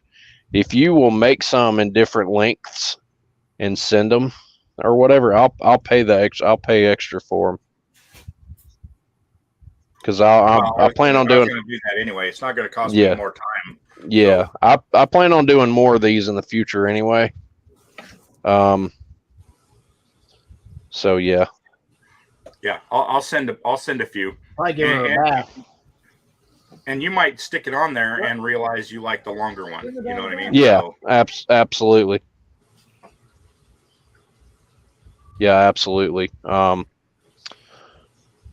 yeah, that's the measurements off that. I'm kind of glad that Terry mentioned doing a visor on this earlier, because now that I'm kind of looking at it, I think it would look a lot better with it. Yeah, it'll give it a little bit more of a rat rod look and having a yeah. visor. Yep. But I've still got to order the rear suspension for this truck. I've still got God knows how much in tires. I've got to order 10 tires. you know what? The engine. Cool, long ass trailing arm suspension. Yeah, like something looks kind of like a Formula One style suspension, where it's all like just, like it's all tubular and everything. Yeah, that might be neat to see. I might actually be able to build that. And then do the back, and then okay. Tell you what, I know what I'm going to do. Terry, I know what you're doing. Terry's laughing at me because Terry knows exactly what I'm fixing to say. All right, so what I'm going to do, I was going to do that, but it's all be decals. I'm going to get the chassis together. I'll get the chassis together for you. Once the chassis is together and I get the cab where I want it, I will send you the width. Y'all take care. And see, man, I'm going to send you the chassis width and the overall width from the outside of each tire. And then I'll send you the inside width also. And I'll see what you come up with for a big front suspension on this thing, because it's like doing the boring floating axle. Giving it and putting it in Miguel's hands and letting him design it and then show it to you. You'll like it. Okay. Well, what I'll do is I'll get the chassis built. I'll get the tires and wheels here, and I'll lay it out on the table. And because I told you, a lot of my ideas just start with me just putting shit on the table and seeing how it all looks together. That's a Peterbilt 359? It's a Peterbilt 359. Well, the only thing 359 about it's going to be probably the interior tub and the dash. I'm not reusing the steering wheel. I've got to get a fifth wheel, the hitch for the back, because I am putting a hitch on the back of this thing. I'll end up building a trailer for it later on too to haul stuff. But yeah, I haven't made up my mind what I'm going to do for a radiator yet, a grill, lights. Come up with something with a grill, Miguel. Just don't tell him until you get it. It ain't got to be to scale or nothing, but just show him some stuff. Yeah. What I'm looking at, this is what I'm looking at. I'm not going to go directly behind the cab. It'll be maybe 2 scale feet behind the cab is where, or maybe not even that, probably a foot, a scale foot behind the cab is where the tires will start. And they'll be tandem at the back, so you'll have like a 18-wheeler style rear end, but the tires will be 50 inches. All 8 of them will be 50 inches. That's going to be short. So I'm looking. If you doing 1 scale foot behind a real cab, because scale feet behind, I've got a 587. Well, okay, so I've got. I'll show you. I can mock this up.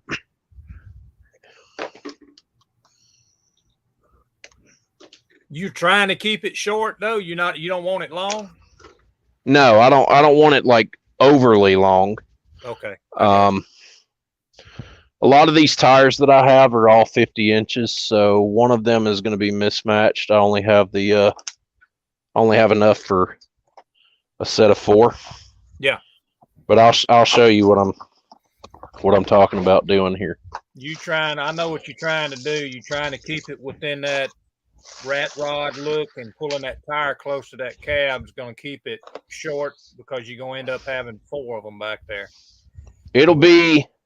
This one will be really wide too. This truck will be really, really wide. So if, say, you decide to design this thing in CAD or on Blender, I mean, width isn't really going to be an issue right off the bat until I figure out where this thing is going to sit with whatever axles and rear end setup I decide to go with. I won't know exactly how wide it's going to be with the tires and wheels that I've picked, until I get the rear end in and I get the chassis built. Once the chassis is built and I can actually attach the rear end and the rear suspension to everything, then I'll know. These wheels that you're about to see, you just overlook those because they're just like what the tires are attached to right now. Right here, so we can get it off the table a little bit.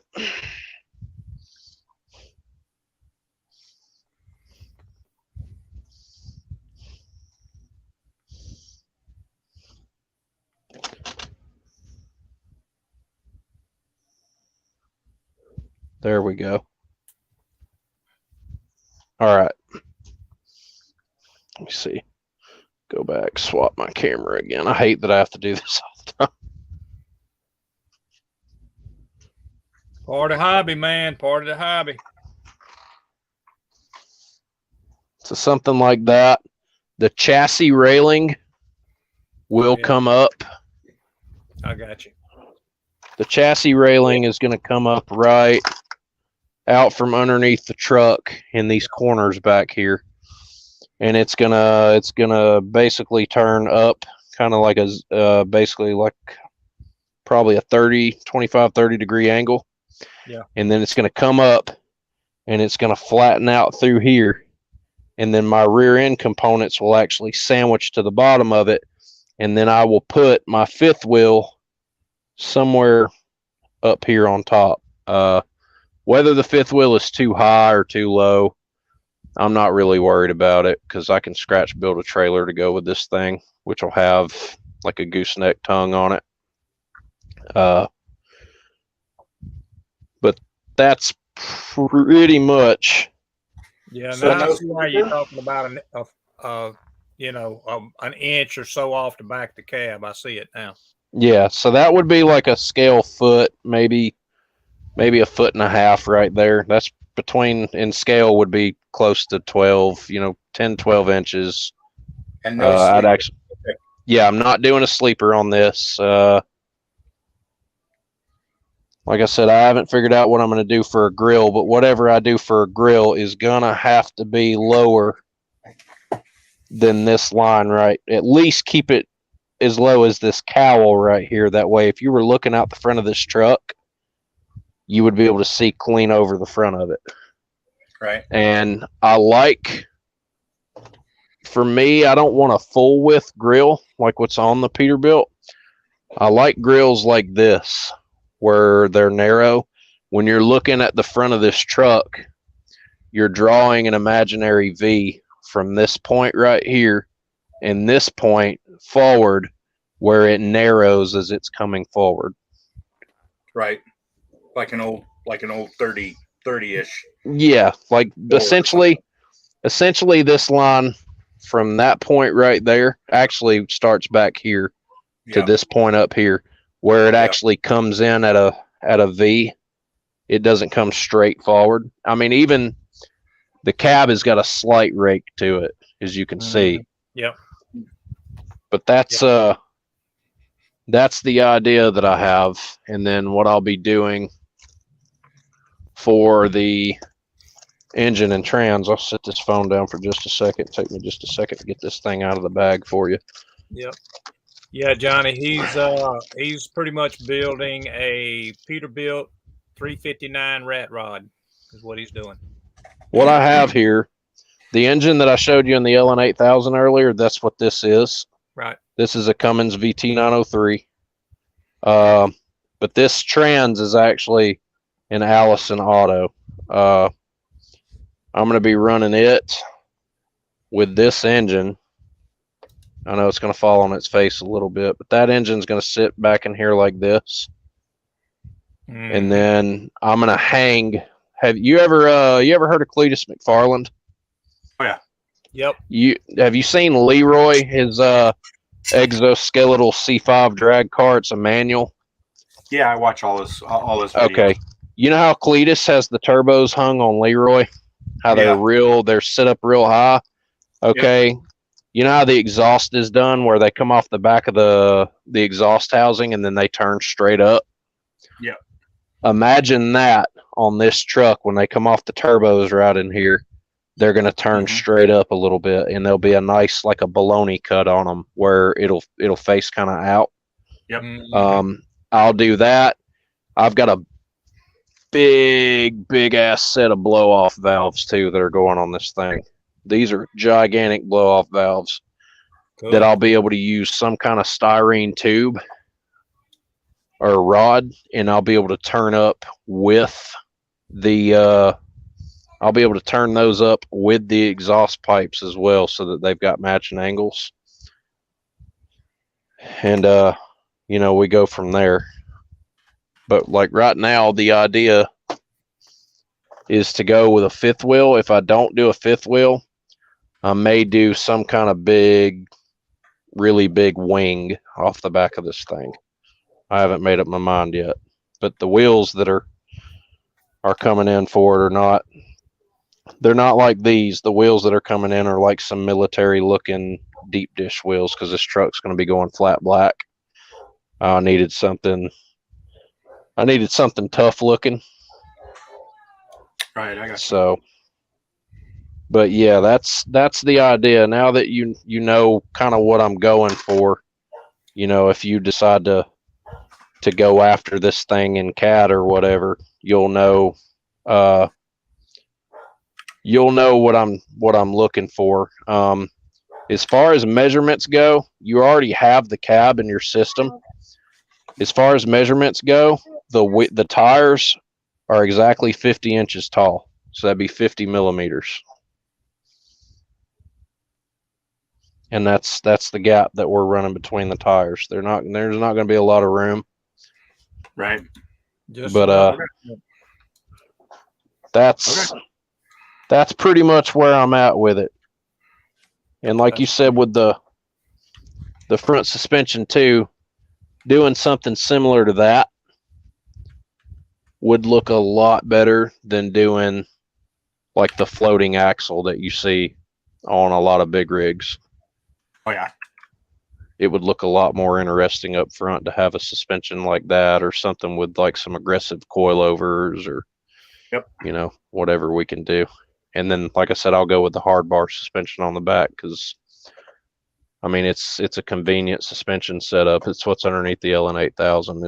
It's a convenient setup, and it makes sense because at the end of the day, it's a rat rod, but it's still a Peterbilt. Still a truck. So having that big ass airbag suspension under the back of it kind of makes sense. So, but yeah, that's kind of the idea that I've got that I want to enter in your build and hopefully take to Acme this year. So that's cool. That's gonna be a nice little rig. And that right there that's pretty much about as tall as this thing is going to be. That's gonna be crazy. It's crazy. That's as tall as it's gonna be. So, because I'm gonna tuck the frame rails. I'm gonna tuck the frame rails as far up underneath the cab as I can get them. And the interior tub that I have for this is actually the exact same interior tub that's in the Revell kit. So we'll have to work around that. If I have to sleeve it to get the rails to go further, I will.